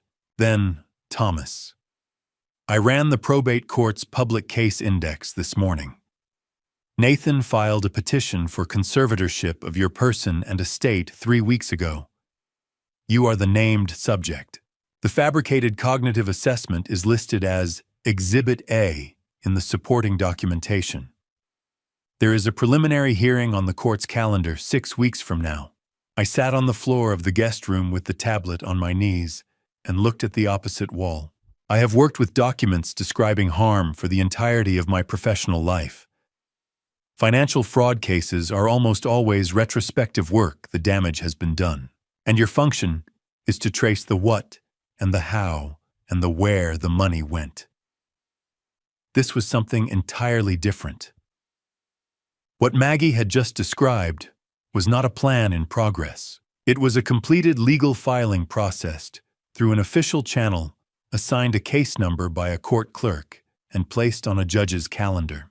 If I failed to appear at that preliminary hearing with legitimate legal representation and competent documentation, the petition would be adjudicated without meaningful opposition. Maggie, Ellen Morrow? She had called Morrow and Associates 2 days earlier. Ellen Morrow, 26 years in elder law, the attorney who had drafted Eleanor's living trust and reviewed the tenancy and common structure for the orchard deed, had time available. Maggie had made the appointment under her own name, in the event Nathan was monitoring my incoming communications in any form. The appointment was April 14th. "C'est good," I said. I was quiet for a moment. Then, "When the fire insurance report comes through whenever Hargrove County releases it, I want you to look at it immediately, before you put it aside for anything else." "What exactly are you expecting?" "I'm not expecting anything specific. I'm saying don't treat it as routine when it arrives. There are questions about that fire that haven't been asked in the right places yet." I said nothing further on the matter, because I had nothing more specific to say. What I had was the knowledge accumulated by a man who has spent 2 decades tracing money and knows that basement fires at 3 in the morning in old wood frame houses have origin points, and that insurance investigations ask the same questions investigators ask, working from a different direction, and with subpoena authority I did not have. The call ended. I sat for a while. Then I went down for dinner. I have limited memory of the specific conversation that evening. I was operating at the level of controlled functioning I had reserved in my working years for the most demanding days of a difficult case, the kind of day where the quality of your performance in ordinary moments is the only meaningful variable you can still manage. Nathan was at the table. I ate. When he asked how I was feeling, I said tired, probably the weather changing. He said spring always required some adjustment. I agreed with him and asked if he wanted the salt. On April 14th, I walked into the offices of Morrow and Associates. The waiting room was practical: 2 chairs, a low table, 2 small potted plants on the windowsill that had clearly been tended by someone who meant to keep them alive. Ellen Morrow came to the door herself and shook my hand once. She was a woman of measured vocabulary and precise physical movement, and she indicated the chair across from her desk without any unnecessary opening. I gave her the complete file. The address form with the SSN field. Maggie's credit report findings: 9 accounts, 5 loans, 17 forged signature documents. The forensic examiner's analysis of the terminal stroke inconsistencies. The encrypted audio recordings from Calvin's receiver, 22 days of material from the study reviewed and time-stamped, with the clearest exchanges annotated. The fabricated cognitive assessment with the pre-merger letterhead. The probate court filing she had already independently pulled. She read the core materials in 15 minutes, without asking me to explain anything, making margin notes in a hand too small for me to read from across the desk. Then she drafted a motion to continue a formal petition to the probate court, requesting postponement of the scheduled preliminary hearing on 2 grounds: that the named subject required adequate statutory time to prepare a properly documented legal response, and that the primary evidentiary exhibit in the petition was under active investigation for authenticity and could not be properly evaluated or answered within the existing schedule. The motion cited 3 specific procedural irregularities in the petition's original filing that she had identified in her review. She filed it electronically before I left the building. The court granted the motion the following morning. The preliminary hearing was rescheduled to July 15th, 2025. I had time. Not enough of what I needed and not everything in place, but time. A conservatorship petition before a probate judge is not resolved through good intentions. It is a documentation problem. Nathan had spent 7 months building documentation. What I had was a notebook, a camera running inside Eleanor's clock, and a woman who had spent 30 years following money through the most difficult channels it travels. It was not yet enough to walk into that courtroom on July 15th. But there was something I had not yet found, something that had been sitting 12 feet from where I slept every night, in a drawer in Nathan's study that he had in recent weeks stopped being careful about. Before I show you what was inside that drawer, and I promise it changes everything, leave the word fire in the comments. If you've come this far, you've earned what comes next. Note some elements of this story are fictionalized for storytelling and educational purposes. If you'd prefer to step away before this part, that's completely understood. The first Saturday Nathan left for a morning property showing without stopping to check on me was May 3rd. Vivian had come home from her overnight shift at 7 and gone directly to bed. I waited 20 minutes after the house went quiet. Then I walked to the study. I moved through the room the way 22 years of financial investigation work had trained me to move through any space where I was looking for something methodically, without urgency, touching nothing that didn't need to be touched, replacing everything exactly as I found it. The objective is never to take anything, it is to leave no evidence that a search occurred. You need the subject to believe he is still the only person who knows what is in that room. The top drawer, a legal pad, 2 pens, a folder of utility receipts going back to January. I looked through the folder, item by item. Nothing there. The second drawer. Inside a manila folder containing account documents, I partially recognized. The first pages were financial instruments Maggie had identified in her report credit accounts opened under my name. I lifted the folder carefully face down, preserving its orientation, and set it beside the drawer. Beneath it was a commercial-sized envelope opened along the top, addressed to me at my previous address, 1142 Sycamore Ridge Road, with a Keystone Home Insurance return address in the upper left corner. The postmark read, October 2024. I had been living in this house since the previous July. I had never seen this envelope before. 6 pages inside. Preliminary Fire Investigation Report. Covered property 1142 Sycamore Ridge Road. Date of loss July 18th, 2024. I read it from the beginning. Point of origin. Lower storage area basement. Note, examination of basement electrical panel and wiring systems revealed no evidence of fault overload or damage consistent with accidental ignition. Cause, undetermined pending further investigation.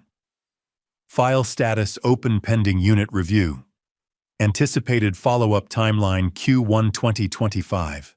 I knew that basement. I had built the storage shelving myself 3 years after we bought the property using reclaimed lumber from a derelict barn on the eastern edge of the lot. I had measured and leveled every shelf. I knew the way the space ran the cool corner in the lower left, where Eleanor had wanted the fireproof safe installed because it was the most thermally stable position in a basement that warmed unevenly in summer. The deed documents were in that safe. Eleanor's notarized will was in that safe. Her annotated copy of the tenancy in common arrangement, the one she had paid 2 attorneys to verify, the one that required both sons to agree before any sale could proceed, was in that safe. I had told Nathan what was in it 2 weeks after Eleanor's funeral during a conversation about ensuring important documents were properly accounted for during the estate process. Nathan had listened with the focused, composed attention of a man who was not going to forget what he was being told. Nathan had received this report in October 2024, 3 months after moving me into his house. At no point during the 10 months that followed had he mentioned the report's existence. The open investigation, the pending follow-up, or the preliminary finding that the fire had originated in the basement without identifiable electrical cause. He had put the envelope beneath a folder of financial documents in the second drawer of his desk. I photographed every page. I held each sheet flat against the desk surface with one hand and kept the tablet steady with the other. 6 pages, 6 photographs. I checked each image for legibility before moving to the next. Then I reassembled the envelope, precisely pages in original order, the fold at the same angle. The envelope back beneath the folder at the same depth, the folder returned to the position I had found it. I closed the drawer. I walked back to my room and sat on the edge of the bed. There is a moment in every financial investigation when the components you have been building separately over weeks or months align into a single visible shape. You do not assemble them, they settle together once you have enough of them, the way physical objects settle when you stop applying force. I had spent 7 months building 6 separate components. Sitting on the edge of that bed, I saw the shape they made. I opened the tablet and typed a message to Calvin on the encrypted channel. Found the insurance report. Fire origin basement. No electrical fault, cause listed undetermined. Investigation still open. Conservatorship hearing postponed to July 15th. We move everything now. His reply came 4 minutes later. I have what we need from the recordings. Meet Thursday. I set the tablet on the mattress beside me. Through the guest room window, May light came in flat and steady across the floor. The house was quiet around me, Vivian asleep upstairs. Nathan across town in someone else's property, the study down the hall exactly as I had found it. I let one full breath out, not for anyone, just the breath of a man sitting alone in a room in the morning, in possession for the first time since July of the complete shape of what had been done to him. Money can be recovered by court order. Debt can be legally discharged. But a fire, if it was what this report strongly suggested, elevated everything that came after it into a different category of crime. Nathan had not simply exploited my displacement. He had arranged it. He had stood in that driveway 42 minutes after the first engine arrived, in a clean shirt with clear eyes, and said every correct word in the correct order, 1 beat too late. Eleanor's clock had been listening to him in that study for 11 weeks. By Thursday, I would know exactly what it had heard. I texted Calvin the same afternoon I found the report. We met 2 days later, same parking lot, same truck, and without preamble, he pulled a small device from the center console and pressed play. The truck cab was the same as it had been in February, warm close. The smell of old coffee and the particular silence of 2 people who have done serious work together and don't need to fill the air between important things. Calvin set the device on the console between us, angled toward me, and watched the middle distance through the windshield while I listened. The recording was 47 seconds. Nathan's voice, February 14th, 3 weeks after the clock had gone back up on the study wall. He was on the phone. The ambient quality of the audio was exactly what you get from a recessed device placed behind a clock, casing 12 feet from a desk chair, clear enough for transcription, close enough for voice identification. The conservatorship petition has been filed. The deed transfer is contingent on the medical file clearing judicial review. Veld is still patient. I've told him the authorization paperwork is a probate formality. He doesn't know that what he's already signed is not a legally valid power of attorney. Once the judge rules on the guardianship, my father's ability to contest any transaction ends. Whatever he thinks he's doing with the orchard, it becomes legally irrelevant. 47 seconds. I asked Calvin to play it again. He pressed the button without comment. I listened a second time with the specific focus of someone committing language to memory rather than simply processing it, each word, each phrase in sequence, the tone of a man who had decided something a long time ago and had been executing it with patience since. That's enough, I said. Calvin put the device away. The man sitting in the back seat was someone I had known intermittently for 20 years. Joe Whitfield, retired fraud investigator. 2 decades working financial crimes, had the particular physical stillness of a person who has spent a career listening to things that other people talk over. We had worked near each other on a case in 2003 that neither of us discussed in general company. He reached across the seat and shook my hand once. He said 3 words. I said 3 back. That was sufficient between people who have worked difficult problems in the real world, where trust is established by history rather than by explicit declaration. Calvin laid out the remaining structure in plain, operational language. The appointment at Mill Haven Savings and Trust would be made in my name, for the purpose of establishing a living trust for the Hargrove Orchard on County Road 7. A living trust, unlike a standard deed arrangement, places an asset under permanent protective management terms that no court-appointed conservator, no unauthorized power of attorney, and no third-party transaction can override without the explicit consent of the trustee. If the living trust was executed legally and filed before July 15th, Nathan's conservatorship petition became procedurally worthless.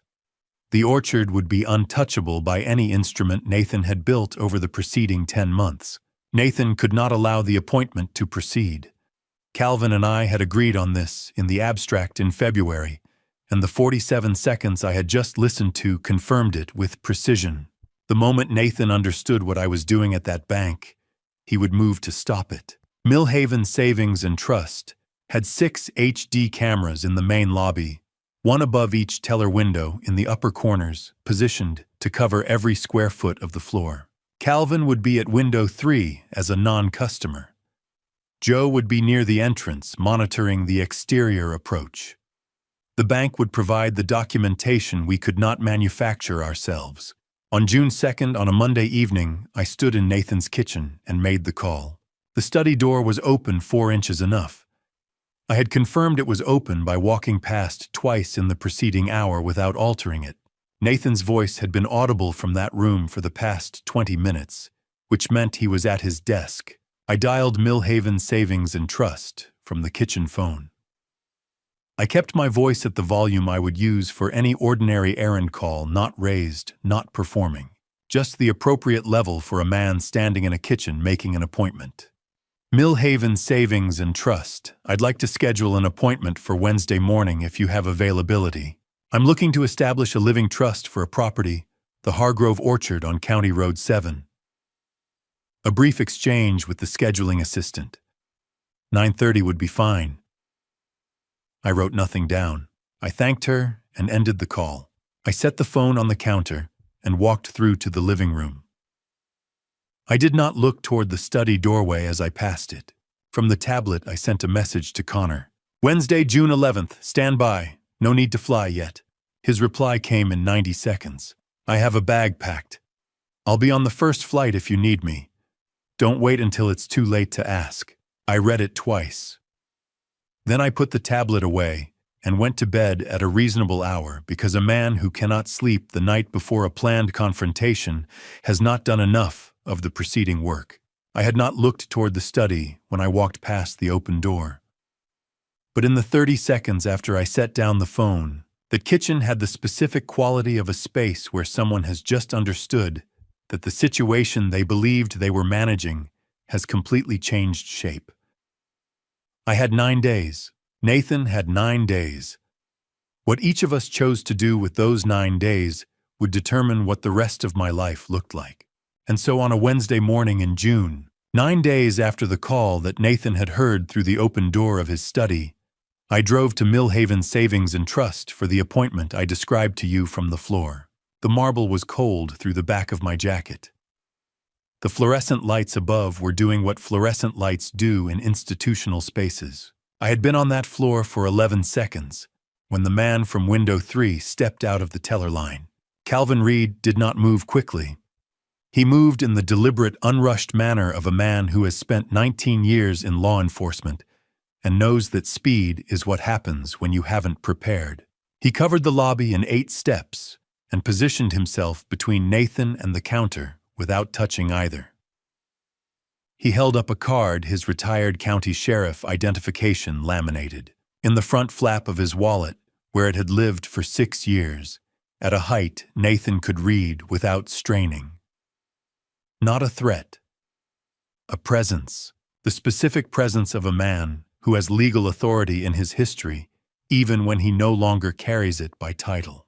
Joe Whitfield had already folded his home equity brochure and moved to the glass entrance doors. He stood there with his hands at his sides in the manner of someone whose job in the next several minutes was simply to occupy a position in space and not leave it. 3 bank employees had their hands on their phones or had already dialed. The manager, a woman in her 40s, with the composed efficiency of someone who has been trained for exactly this kind of morning, crossed the floor to where I was and asked if I could stand. I told her my left wrist had come down wrong and my right elbow was sore, but that standing was fine. She brought a chair from behind the counter and positioned it near the 4th window and suggested I sit. Nathan had not stopped talking. He had shifted from the register he had used at the table-controlled clinical, the language of a concerned son, into something faster and less managed. He doesn't understand what he's doing here. He gets confused about appointments. He's been having episodes, there's a medical evaluation on file. He had turned to address Calvin without fully understanding who Calvin was. Calvin had not responded. He stood in the same position and watched Nathan the way you watch a situation you are not going to intervene in until intervention is specifically required. The first officer arrived 6 minutes after the employees called. His partner came in 40 seconds behind him. They were young, mid-20s, and they walked into the lobby the way young officers walk into a situation that has not yet been fully explained to them, with alertness and without a working theory. I was sitting in the chair the bank manager had brought me, holding a makeshift ice pack she had improvised from a plastic bag and ice from the break room, and I waited until the first officer reached me before I began. I spoke for 11 minutes.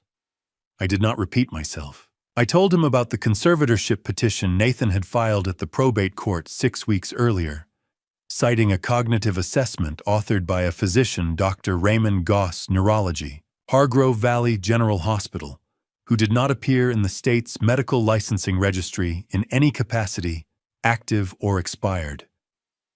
I told him about the address change form signed in August, the Social Security number field that had been partially pre-filled, and the 9 credit accounts and 5 personal loans totaling $148,000 subsequently opened in my name without my knowledge. I cited 3 account numbers from memory because I had committed them to memory for this purpose. I told him about Raymond Veld and the $55,000 deposit made against a real estate purchase agreement for the Hargrove Orchard, a transaction predicated on a power of attorney that had never been legally executed and was not valid under Ohio law. I explained that Nathan had represented this document to Veld as a standard probate authorization, which was not what it was, and that Veld's deposit had been accepted against a transaction Nathan had no legal authority to complete. I told him about the fire at 1142 Sycamore Ridge Road, July 18, 2024, and the preliminary insurance investigation report that had identified the basement as the point of origin with no evidence of accidental ignition, a report that Nathan had received in October of 2024 and had not disclosed to me. The officer took careful notes throughout. He asked 3 clarifying questions, one about the conservatorship filing date, one about the credit bureau that had first returned the anomalous report, one to confirm the spelling of the investor's surname. He did not ask me to slow down or repeat myself. He listened to me the way people listen to someone who is not performing urgency, not managing an emotion, not trying to convince them of anything except the sequence of events. Just facts in order from a man who had spent 22 years learning how to give them that way. Through the lobby's front windows, I could see Nathan on the sidewalk with the second officer. Nathan was still talking, explaining, qualifying, gesturing with one hand in the particular motion of a man constructing a framework in real time. The second officer had closed his notepad. I signed the statement the first officer produced. The bank manager asked if I needed any further assistance, and I thanked her and said no. I walked across the marble floor and out through the glass doors into the June morning light. I did not look at Nathan as I passed. I found my car in the lot and sat in the driver's seat for a few minutes without starting the engine. The bank's glass facade reflected the sky and the street and everything on it. I looked at it for a moment. Then I started the car. The police report was the formal beginning, not the conclusion. The recordings from the clock, the financial documentation Maggie had compiled across 4 months. The insurance investigation still open at the county level, those were the materials that would make the beginning hold. And there was still one variable I had never been able to fully account for. The only piece of the structure I had been unable to verify, because it was not a document, and not a recording, and not a number that Maggie could trace through a federal database. I drove home knowing that every piece I had spent 5 months building was now in motion, and that the only thing I could not plan for the only genuine unknown remaining was what Vivian would do when she understood completely what she had been part of. I had a best estimate. I had always had a best estimate. I had also spent 22 years learning that best estimates are not evidence, and that relying on them before the moment of confirmation is how good cases come apart in the final hour. Nathan's car turned into the driveway at 6:10 that evening. I heard the engine cut, and then there were 45 seconds of nothing before the front door opened. 45 seconds is not a man gathering his briefcase from the passenger seat. It is a man sitting in a parked car in his own driveway, working out the opening lines of his next conversation. He came in with a clean shirt. He had stopped somewhere before coming home changed, or at minimum straightened. The composure had nearly returned. His shoulders were set, his expression arranged. The specific readiness of a man who has decided that the problem is manageable if he gets the framing right. He set his keys on the hook by the door, the same hook, the same deliberate motion as every other evening in this house. Then he came into the living room. Vivian was in the kitchen doorway behind him, still in her hospital scrubs. She had come home during the afternoon, which I had not expected.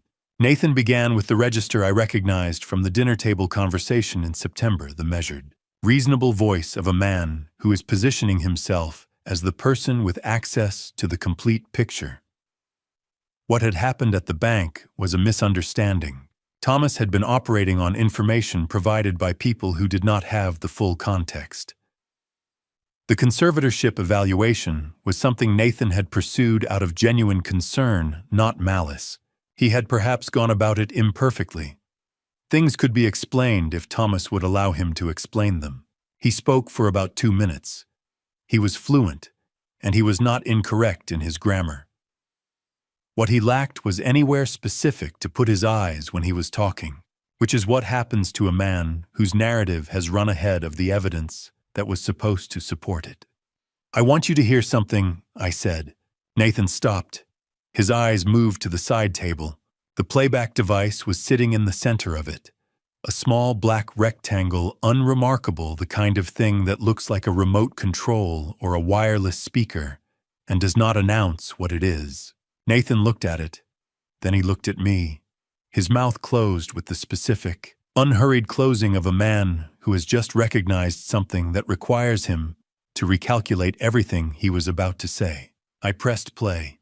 The recording had the ambient quality of audio captured from a stationary device placed inside a clock, casing 12 feet from a desk, clear enough for every word, present enough in the room's acoustics to be immediately identifiable as a real environment rather than a studio. No soundtrack, no narration. Just Nathan's voice from the 14th of February, in a room he had believed was entirely private. "The conservatorship petition has been filed. The deed transfer is contingent on the medical file clearing judicial review. Veld is still patient. I've told him the authorization paperwork is a probate formality.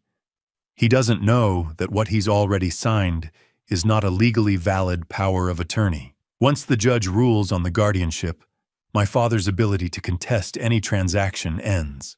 47 seconds. The room held the silence after it, the way a room holds the sound after a door closes. Vivian had not moved from the kitchen doorway. She was still in her scrubs, one hand resting against the doorframe. Her face had gone very still, not the stillness of shock, which tends to be active and searching, but the deeper stillness of a person in the process of reorganizing everything around a piece of information that will not rearrange itself to fit what they already knew. Nathan opened his mouth. That's taken completely out of context. If you understood what the situation actually... Where did the $55,000 go, Nathan? Vivian's voice was very quiet. Not angry. The question of a woman who already has a strong hypothesis and is asking because she wants to see what the answer looks like when it comes out in real time. Nathan turned to look at his wife. I watched what happened to his face in the next 2 seconds, the jaw tightening at the hinge, the specific flatness that comes over a person's expression when they are searching with real urgency for the opening line of a sentence they have not prepared. He had spent 10 months preparing for a conversation with me. He had not prepared for her to be a participant. I stood up. I'll be in my room, I said. I said it to neither of them in particular. I picked up the playback device and walked toward the hallway. In the doorway, I stopped. Vivian? I said it without turning back into the room. If you want to talk to someone, Maggie Calloway's number is in the tablet on the side table. She'll answer. I went into the guest room and closed the door. I sat down on the floor with my back against it, the way I had in November when I locked it against the part of myself that wanted to confront Nathan before I was ready. This time I sat against it because the conversation on the other side of it was not mine to be part of anymore. Nathan's voice came through the wall low and then lower. And then, the particular urgent quality that a persuasive person's voice takes when the person they are trying to persuade has stopped responding. He was building a framework in real time. He had been building frameworks for this man's entire adult life, and he was very good at it. Vivian's responses became less frequent. Then there were none. She was sitting with something in the way people sit with things that have settled permanently, that will not be talked back into uncertainty by a fluent and patient voice. Then silence on both sides. Then a sound I recognized, the tablet on the side table being lifted. A brief pause. A number being dialed. And then Vivian's voice, clear, steady from the other side of the wall. Maggie, this is Vivian. I need to talk to you. I sat against the door in the dark and let out one quiet breath. In 22 years of building cases, the variable you cannot plan for almost never destroys the outcome. Sometimes it is the thing that holds everything together. Maggie arrived at 7:30 the next morning with 2 cups of coffee, and the specific expression I remembered from 22 years of working the same kinds of cases, the face of a former lead investigator who has found the piece that makes the entire picture cohere. Nathan was already gone. He had left sometime after midnight, and he had not left a note. I knew that expression. I had seen it at the end of difficult cases when the last document came through, and the fraud's architecture became fully visible all at once. Maggie never dramatized those moments. She simply arrived with the materials and presented them in sequence, which was worth more than any dramatic announcement. Vivian had opened the door for her. When I came downstairs, the 2 of them were already at the kitchen table, Maggie with a folder open in front of her. Vivian with both hands around a cup she was not drinking from. The morning light came in flat and ordinary through the window above the sink, the same window Eleanor had looked out of in the kitchen on Sycamore Ridge. It was the kind of light that makes no allowances for what is happening beneath it. Maggie opened with the business file. 3 years earlier, Nathan had transferred $340,000 from client escrow accounts held by his real estate brokerage to a private investment vehicle, a closed real estate fund whose principals had approached him with projected returns that did not survive contact with the actual market. Client escrow accounts in real estate are not Nathan's money. They are funds held in legal trust on behalf of buyers and sellers during transaction closings. Moving them into an outside investment is not a gray area. It is a federal crime. The fund had failed in 8 months. Every dollar Nathan transferred had been lost. Since then, he had constructed a slow-motion cover. Each major transaction his brokerage handled produced commission revenue, and a portion of each commission had been quietly redirected to replenish the escrow accounts before they were examined too closely. It was the financial equivalent of a man who has made a hole in a wall and is covering it with increasingly elaborate wallpaper, effective temporarily, as long as no one takes the wallpaper down. The wallpaper was coming down. A routine regulatory compliance audit of Nathan's firm had been scheduled for the fourth quarter of 2025. Compliance audits in real estate brokerage examine escrow account activity in detail. Transaction ledgers, transfer authorizations, account balances at the time of the relevant closings. If the auditors ran the correct queries against the correct date range, they would find the gap. $340,000 moved without authorization, from money that did not belong to Nathan into an investment that no longer existed. The penalty for that finding under federal statutes governing financial fraud and fiduciary breach is not a civil fine. It is a prison sentence. Nathan needed $480,000, the projected Veld sale price for the Hargrove Orchard, deposited into the right accounts before the Q4 audit began. Not to fund a lifestyle, to fill a hole large enough to end his career and his freedom if it was ever openly examined. The $67,000 in hidden credit card debt, payments to a private creditor who had independently identified irregularities in Nathan's transaction history and was accepting monthly installments in exchange for not formalizing what he knew. Maggie set the last page down. He wasn't trying to put his father in a memory care facility because he was greedy. He was trying to prevent a federal indictment. The kitchen was quiet. I waited a moment. Then I said, "Vivian, I need to tell you something about the medication." I described the Sunday in August or September of 2024, the pill organizer, the lisinopril tablet that was fractionally lighter than 7 years of holding the same tablet had taught my hand to expect. The color slightly less chalky. I told her about holding it up to the bathroom light for 4 seconds, about flushing it, about taking the real medication from the interior lining of my travel bag, where it had been every Sunday, after that substitute down the drain real pill from the backup bottle, the same routine for 9 months. I told her about the dinner that evening, the pause before answering Nathan's question about the weather forecast. The 2-second drift that I had introduced deliberately had watched Nathan notice, had watched him file as evidence for the story he was building. That the performance, every hesitation, every repeated question at dinner, every moment of apparent confusion I had produced in that house, had been constructed by me from that first Sunday onward, with the specific intention of giving Nathan exactly what he was looking for and nothing that was real. Vivian did not move while I was talking. She had the particular stillness of a person absorbing information that is reorganizing itself into a shape she cannot push back into ambiguity. She was a registered nurse with 12 years of clinical experience. She understood from the inside what had been done to her with professional precision. She had spent 9 months observing what she had been told was cognitive deterioration.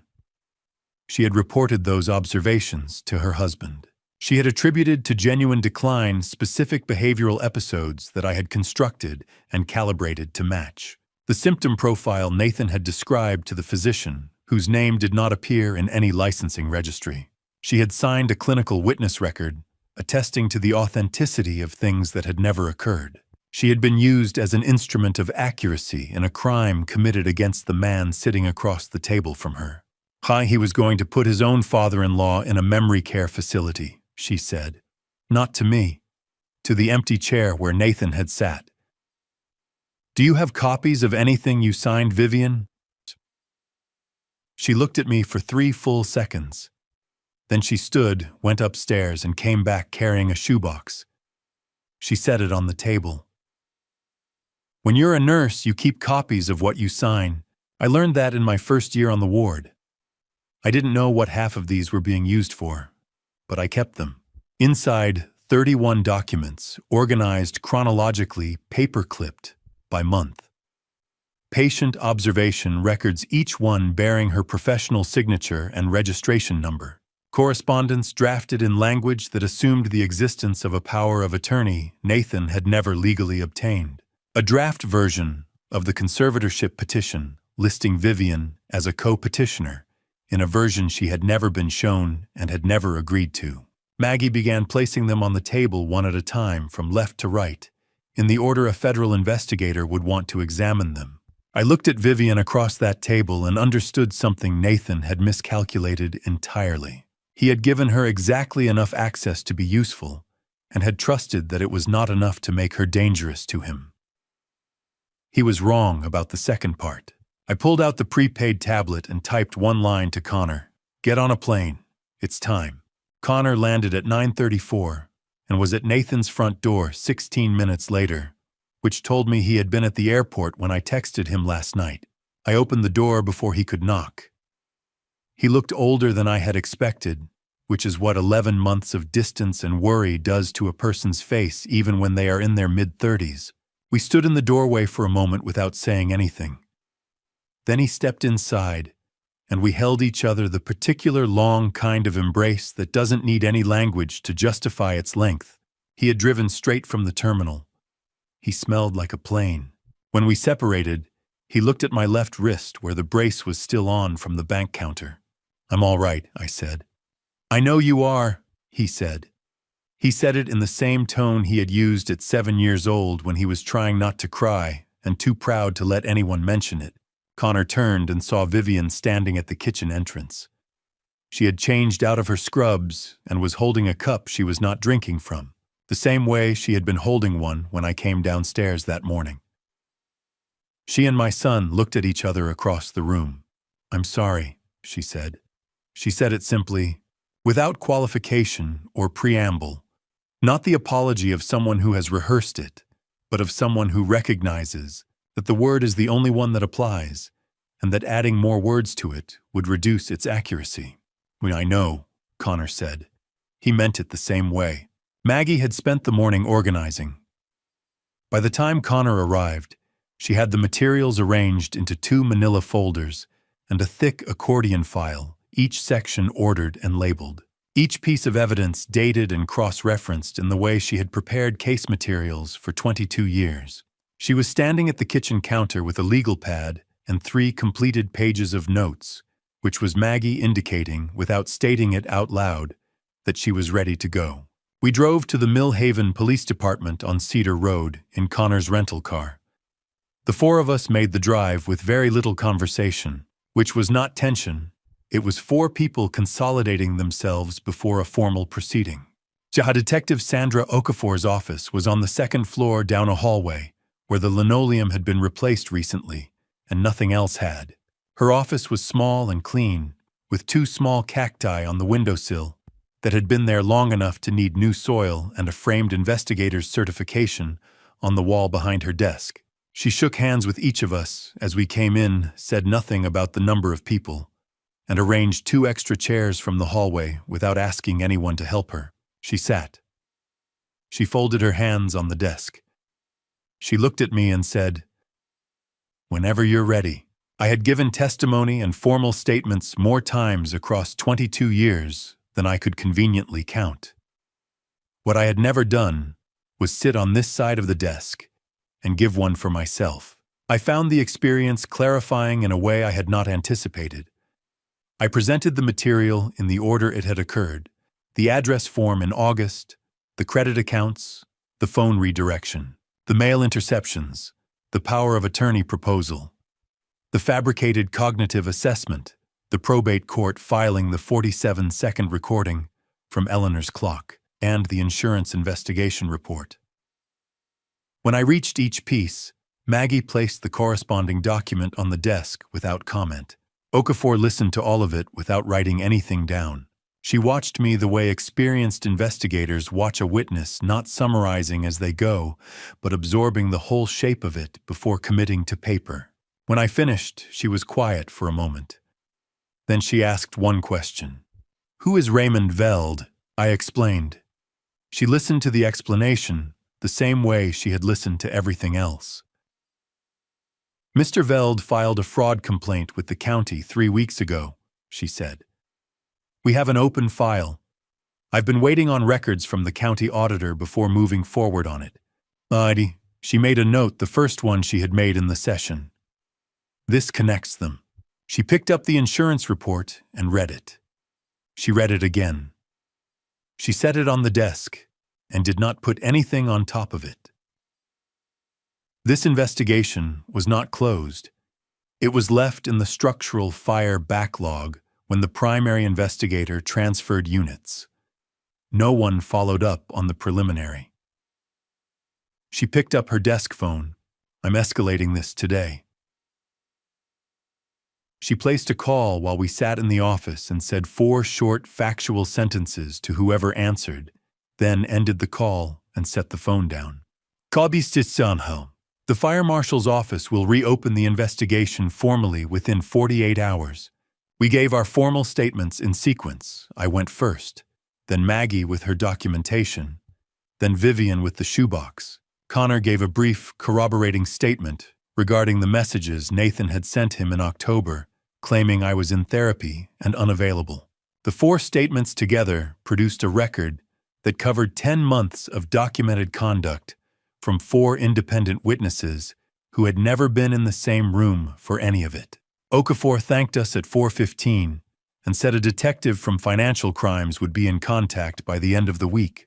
We were in the car at 4:40. Connor drove. The June light had gone flat and golden in the way of early evenings in Ohio in summer, laying across the road in long, low bands. At 6:09, my phone rang. Calvin's number. They picked him up 20 minutes ago. Motel on Route 9 out past the county line. I told the car. Connor's hands stayed where they were on the wheel. Maggie looked out the passenger window. Vivian in the back seat beside me put her hand flat on the seat between us and did not say anything. No one said anything for a while. I reached into my jacket pocket. The key was there, the small flat key to the fireproof safe, on the same ring it had been on since the night I carried that safe through the front door, with my house burning behind me the previous July. I had not put it down once in the months between. Connor drove us back through Millhaven, past the pharmacy, past the hardware store parking lot, where Calvin and I had met, past the narrow storefront of the watchmaker on 5th Street. The town looked the same as it had always looked. I was the person who had changed. In the safe, there was Eleanor's notarized will, and a letter she had written to Connor in her own hand, sealed, that he had never seen. We were going to open it tonight. That evening, Connor and I sat at the kitchen table long after Maggie had driven home, and Vivian had gone upstairs, and for the first time since the night of the fire, I brought the fireproof safe up from the bedroom closet. It was heavier than I remembered, or I was more tired than I had been the last time I carried it. The corner was still dented from the night I had come through the smoke at 1142 Sycamore Ridge Road, a small deformation in the steel casing, not structural, just a record of the speed with which I had moved. I had never thought to have it repaired. Some things are more accurate with their damage left visible. I turned the key. The seal broke with the particular release of a space that has been closed for a long time. Inside Eleanor's official will, 6 typed and notarized pages with 2 witness signatures folded along their original creases. And beneath the will, a personal envelope, standard white, sealed with interior tape and labeled in her handwriting for Thomas. When you're ready. I passed the will to Connor first. He read it the way he read things that mattered, slowly, and without moving, working his way through each clause before proceeding to the next. When he reached the property schedule and the tenancy and common structure, he stopped. He went back and read it a second time. Then he set the pages flat on the table. She owned 50%, he said. And she structured it so that her 50% would pass to Nathan and me, jointly requiring both of our written consents before any sale or transfer could go through. Neither of us could act without the other. That's right. Connor was quiet for a moment.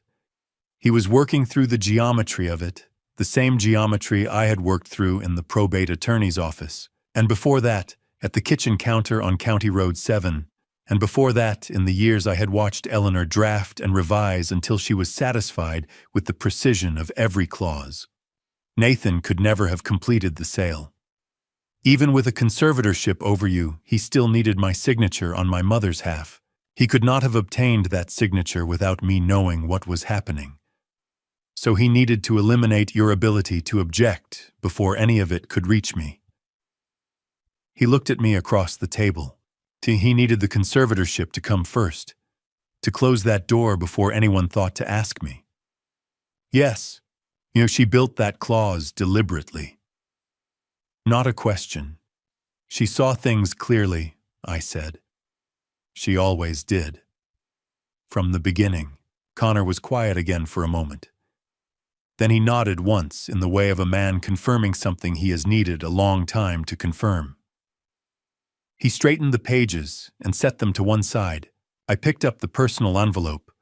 I broke the tape along the seal and removed 3 pages of notepaper in Eleanor's handwriting, dense, careful lines in the blue ink she had always used. I read it aloud, which was what felt right and what I believed she would have preferred.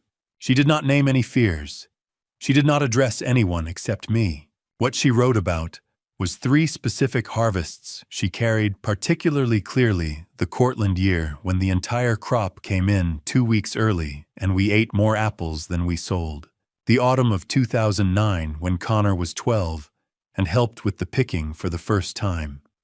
And Eleanor said he had his grandfather's hands; and the last good harvest before her diagnosis, which she described in careful, loving detail, as though she was certain someone would want to know exactly how it had felt to be there on those mornings. She wrote about wanting both sons to have some reason, after she was gone, to talk to each other. She wrote that she trusted me to understand what the orchard was and what it wasn't, and that she had arranged things accordingly. The last 2 lines in her handwriting were these: "Take care of the orchard, Thomas.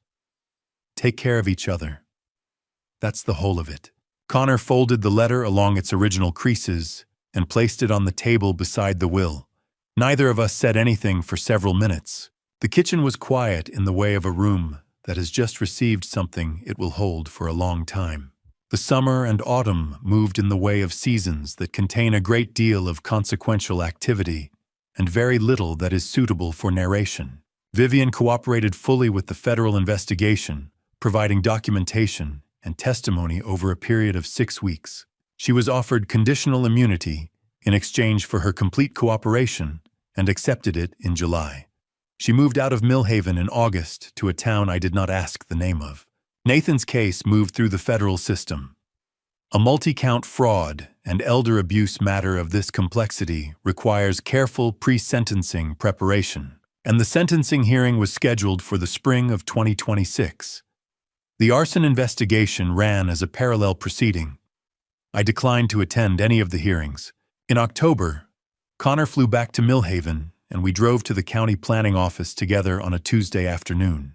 We filed the application with the Ohio Agricultural Land Preservation Program to place the orchard under a conservation easement. The easement covered the 75% of the orchard that Connor and I controlled between us, my original 50%, and Connor's 25% share of Eleanor's estate.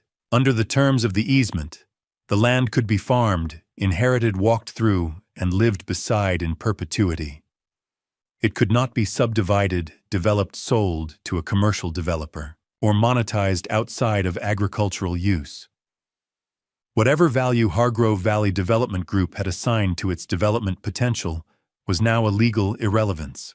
A notary witnessed my signature. The county clerk stamped the document without ceremony. I drove home the long way through the orchard road past the rows of bare November trees. On the 14th of December, Connor and I walked the orchard at first light, the first morning of the month those trees officially stood on permanently protected land. The ground was frozen. The Honeycrisps and the Jonah Golds and the Cortlands were bare, their branches reaching up into a gray Ohio sky, in the way of trees that know to wait. Near the north fence I stopped. A garden stake driven deep, the kind Eleanor had used throughout the orchard to mark the young trees in their first years. The paint had nearly all gone, but the writing was still clear. In the permanent marker she had always used for things she wanted to last, Honeycrisp planted spring 2019. I crouched down and put my hand on the stake. The cedar was cold and smooth under my palm. The tree above it was bare, but rooted its root system going down into the frozen ground, 3 times the depth of what was visible above it. As Eleanor had once explained to me with the patience of someone who found it important, that I understand how trees actually work. Connor stood beside me. He didn't say anything. I stayed there a moment. Then I stood up and looked down the long rows, bare branches, frozen earth, the whole orchard resting before whatever came next. The light was gray and clean, and it made everything look exactly as permanent as it was. Spring, I said quietly. Not to Connor. Connor did not ask who I was talking to. I have spent my entire working life asking what truly happened, sitting with answers that were worse than the questions, and learning to carry them forward regardless. I have come to believe this. The truth is almost never the hardest part. The hardest part is deciding once you have it what you do next. My son tried to erase me. He came closer than I prefer to acknowledge.